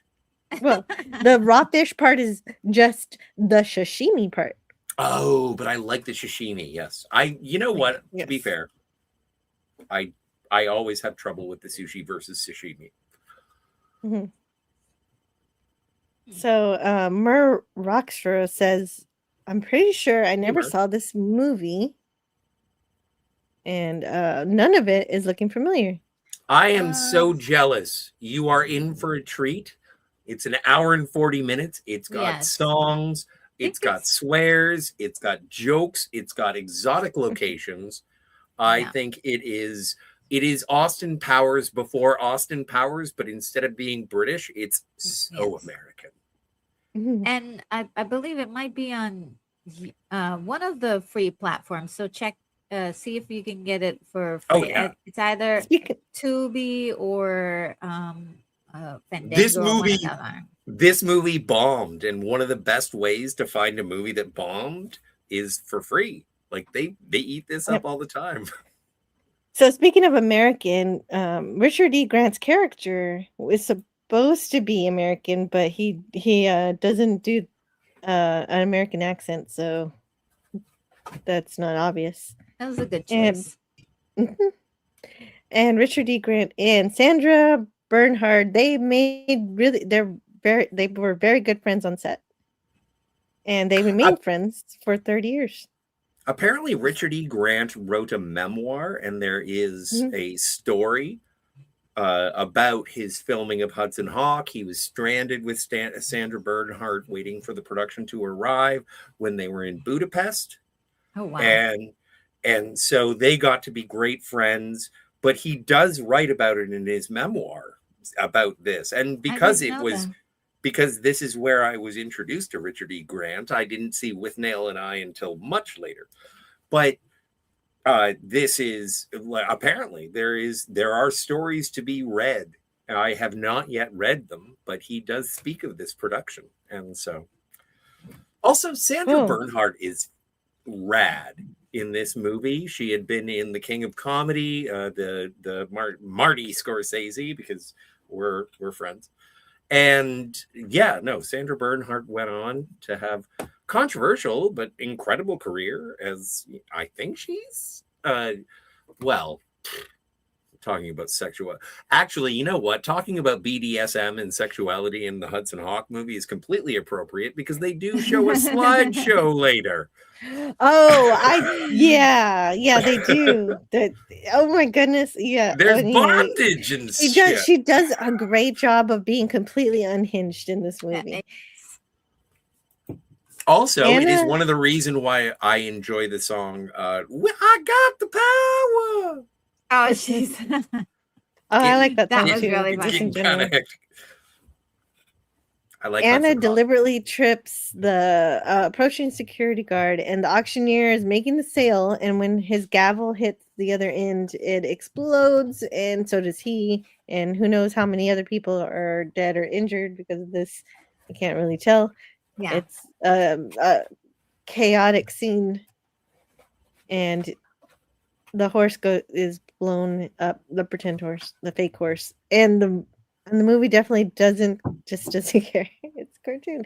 Oh, and the Pegasus hits Eddie, so that's an obvious reference to TriStar, I'm sure.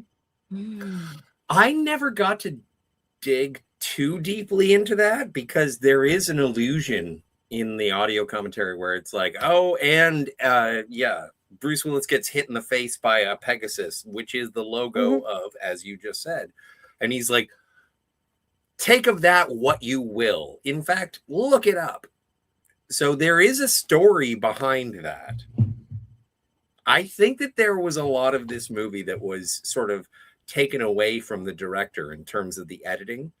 And I don't know if that's because of TriStar. I don't know if that's because of Bruce. I don't know what that's because of. But yeah, this movie is not the movie that was intended by the director, or at least that is what I infer from Not heard. entirely. Yeah, he did have help writing it, and in this case, he needed to be knocked out so that the Mario Brothers could steal him and put him in the back of a gurney in the back of an ambulance. Also, okay, so this guy gets stabbed in the face by a bunch of needles of syringes. Now, the only thing wrong with that, except for the fact that it's completely wrong, please take that off the screen, is that why would they be in the stand with the needles pointing up? Yeah, that's a good point. Of course. That would be the other way. Yep. Yeah. And they wouldn't even be extended. Don't you have to actually attach? This is not how syringes work. Yeah. Well, anyway, meanwhile, back to the gurney chase. Yes. Yeah. Well, and the gurney chase. Yeah, that was. I was they're like, on. Look at it. They're on the Brooklyn Bridge, and so how long did they have to shut down the bridge to film? 5 nights. Do you remember? 5 nights. So nobody could cross the Brooklyn Bridge for 5 nights. Yeah, the director did say that there was sniper fire from. Wow. And by sniper fire, like people shot at the bridge. Oh, really? Yeah, that's scary. And he was like, not kidding. I'll have to say this. If you don't mind me interjecting really quickly about the scene before, as I was just thinking, and it just clicked for me. The TriStar Pegasus issue. That wasn't cheap to do that stunt, because you gotta find the Pegasus. I mean, that's a lot of money spent on just a revenge or a petty inside joke. Okay. Like it's like what? It's premeditated. What? Like, well, yes. Well, and again, I'm taking this. I'm taking in stitches right now because I'm like, wow, that is really that's actually more funny than the actual thing happening. But I'm taking. Okay, no. Now you've made me think about it. This is just anecdotally from the commentary. But the thing is that they were filming it at the time. They wouldn't know the repercussions of the movie until well after the completion of filming. Oh, so I think it's just a joke. Okay, but it was like sort of like an accident. Yeah, like happenstance, serendipity. Oh, okay, gotcha. It was like that would be it could have been an accident because it is just the production design is fill this room up with horses, and they just happen to have a Pegasus. Okay, all right. Because I was about to say that is a lot of money to spend on spite. On spite, yeah. Like, wow, that's petty. And I kind of liked it. Well, and in regard to shooting the Brooklyn Bridge, Prophetic Apathetic says New Yorkers used to be serious people. What? I mean, what? And When you Canadian say Spider-Man. Shooting as in with the gun with snipers, as you were saying. not cinematographically. Right, not cinema. Yeah. Canadian Spider-Man says, poor defenseless bridge. Well, no, but the Brooklyn Bridge is a main thoroughfare between Manhattan and wherever it goes to. And if you shut that bridge down 5 nights in a row, people are going to be pissed. Yeah, people are going to be mad. Yeah, I imagine. I would too. But because I think there's I don't know. There's another bridge there. They'd have to go through the other George Washington Bridge. Yeah. Does this qualify as a chase scene? Yeah, it is. It's more of a coasting. It's a coasting scene. Yeah. Although it is one of my favorite quotes, and I apologize for the swear in advance. It's, how's my driving? 1-800. I'm gonna fucking die. I like ew menthol. Yeah, that's a good one too. That's a good one too. He catches the cigarette that the lady litter bugs out of her car. That's the only good thing about being a cigarette smoker is that you're allowed to be a litter bug. Mm-hmm. Cigarette butts just go away. No, they don't. They don't incinerate. No, shush, shush. I have done beach cleanup, and there are so many cigarettes. So many turtles smoking. Yeah, human ones. Human turtle. He runs into the toll booth. Teenage asthmatic ninja turtles. He actually has enough coins for the toll booth, and so but the ambulance doesn't. Yeah, I thought that was cute, and then also, yeah. He that throws was a great joke. Yeah, well, and also the so when the Mario Brothers ambulance does land, and explode, it is right beside a real world body shop called Collision Motors. And I do enjoy the fact that Hawk says, "Are you guys okay?" And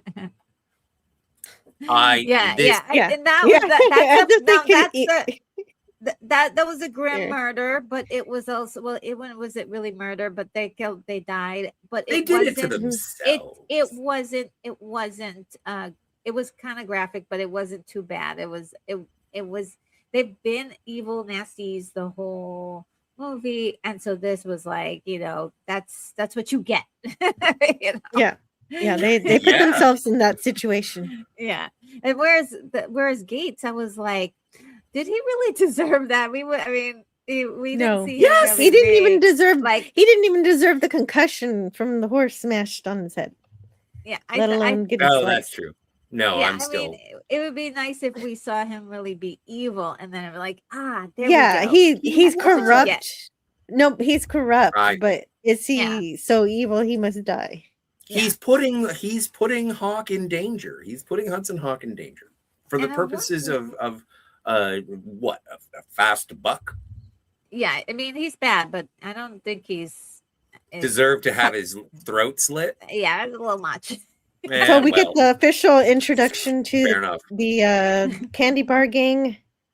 And, Yay! Kit Kat says, "Oh, I'm gonna full screen what this. Did he this say? Looks great. I gotta see these slides." Okay.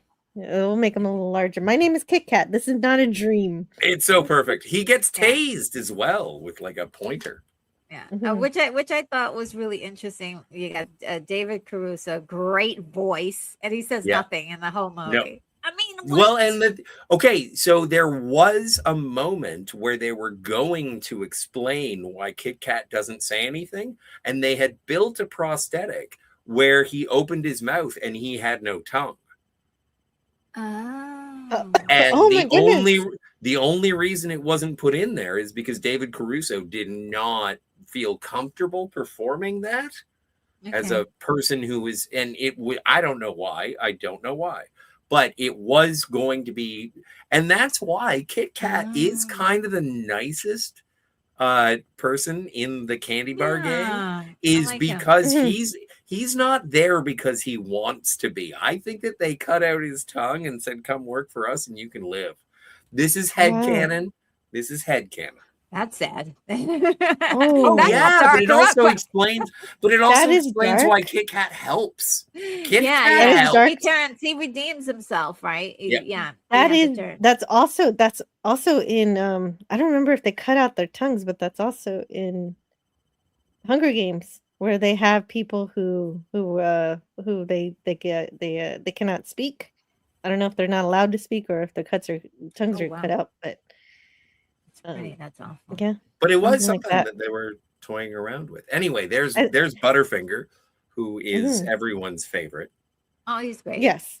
Yeah, he gets his shirt stuck in the porta potty. And yeah, As you do. it takes him a little while to realize he's dragging it behind him. And yeah, and it falls to the ground. He's like the Thing, or like the Incredible Hulk. And all the dialogue in this scene is kind of Also- weird and kind of stupid. He's been in a lot. The actor, I don't remember his name, but he was in Batman Returns. Yes. He was in the Street Fighter movie. He's been in a bunch of stuff. He was in Hudson Hawk. The last time he saw me, I was bald with a beard and no mustache, and I had a different nose. So if you don't recognize me, I won't be offended.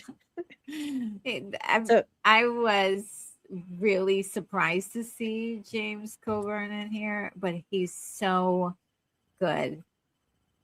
He's so He good. kind of Yeah, grounds he it a was- bit. Yeah, and his Well, yeah. character really pays off at his last scene was really fantastic.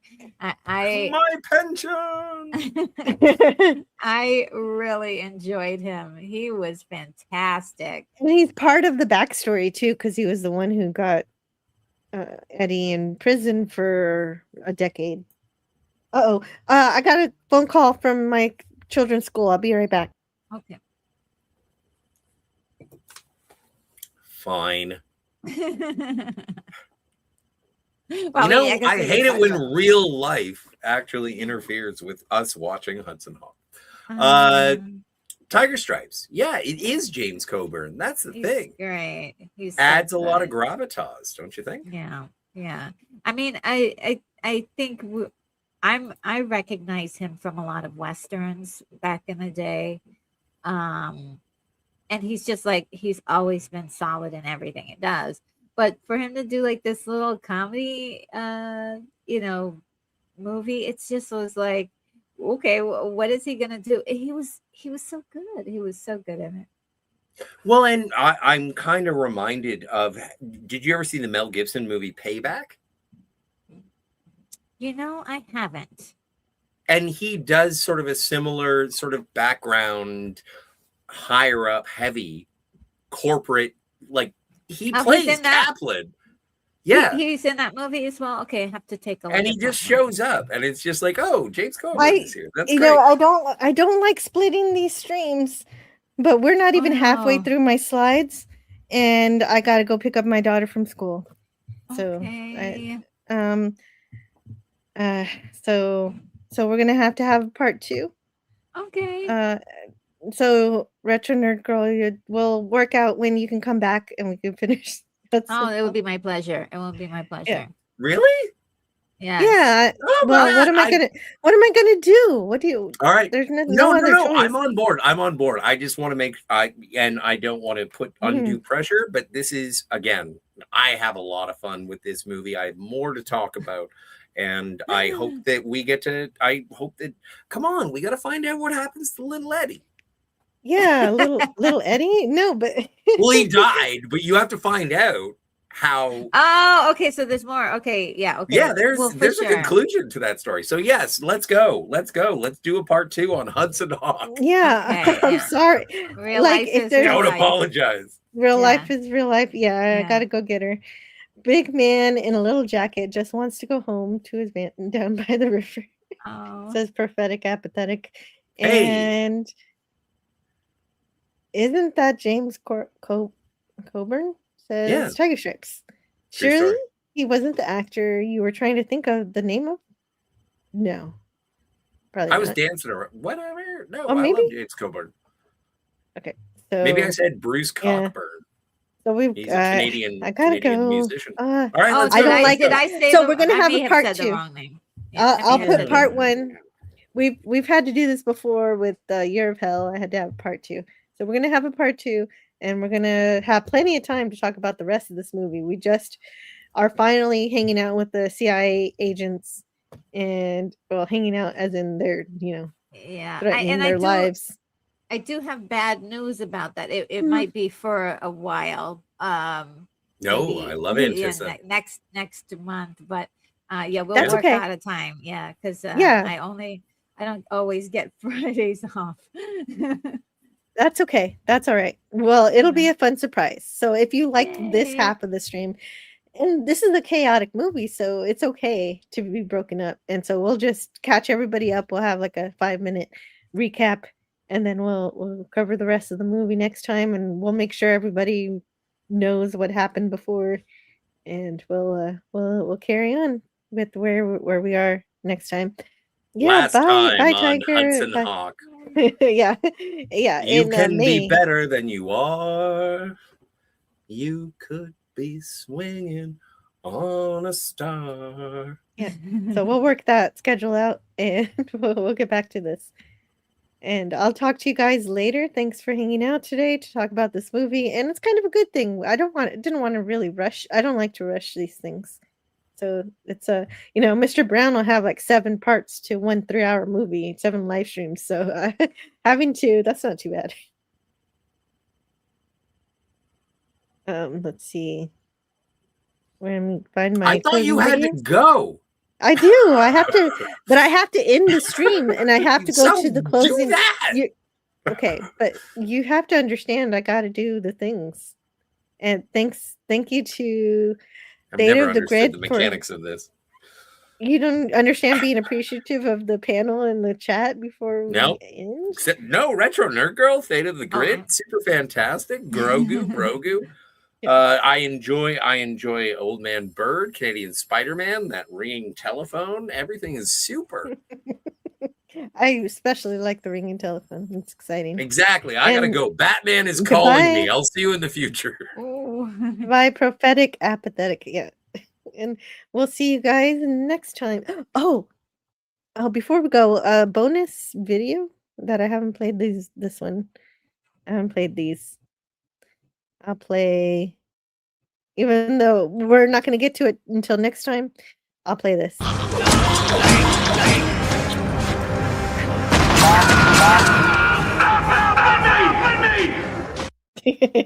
We'll get to that in part 2 if you're curious about that.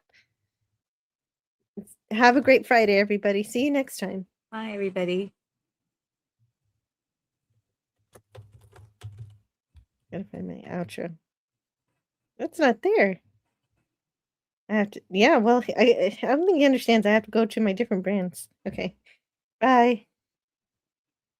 Learn all that is learnable. So I hope you learned something today. And the ways our differences combine to create meaning and beauty.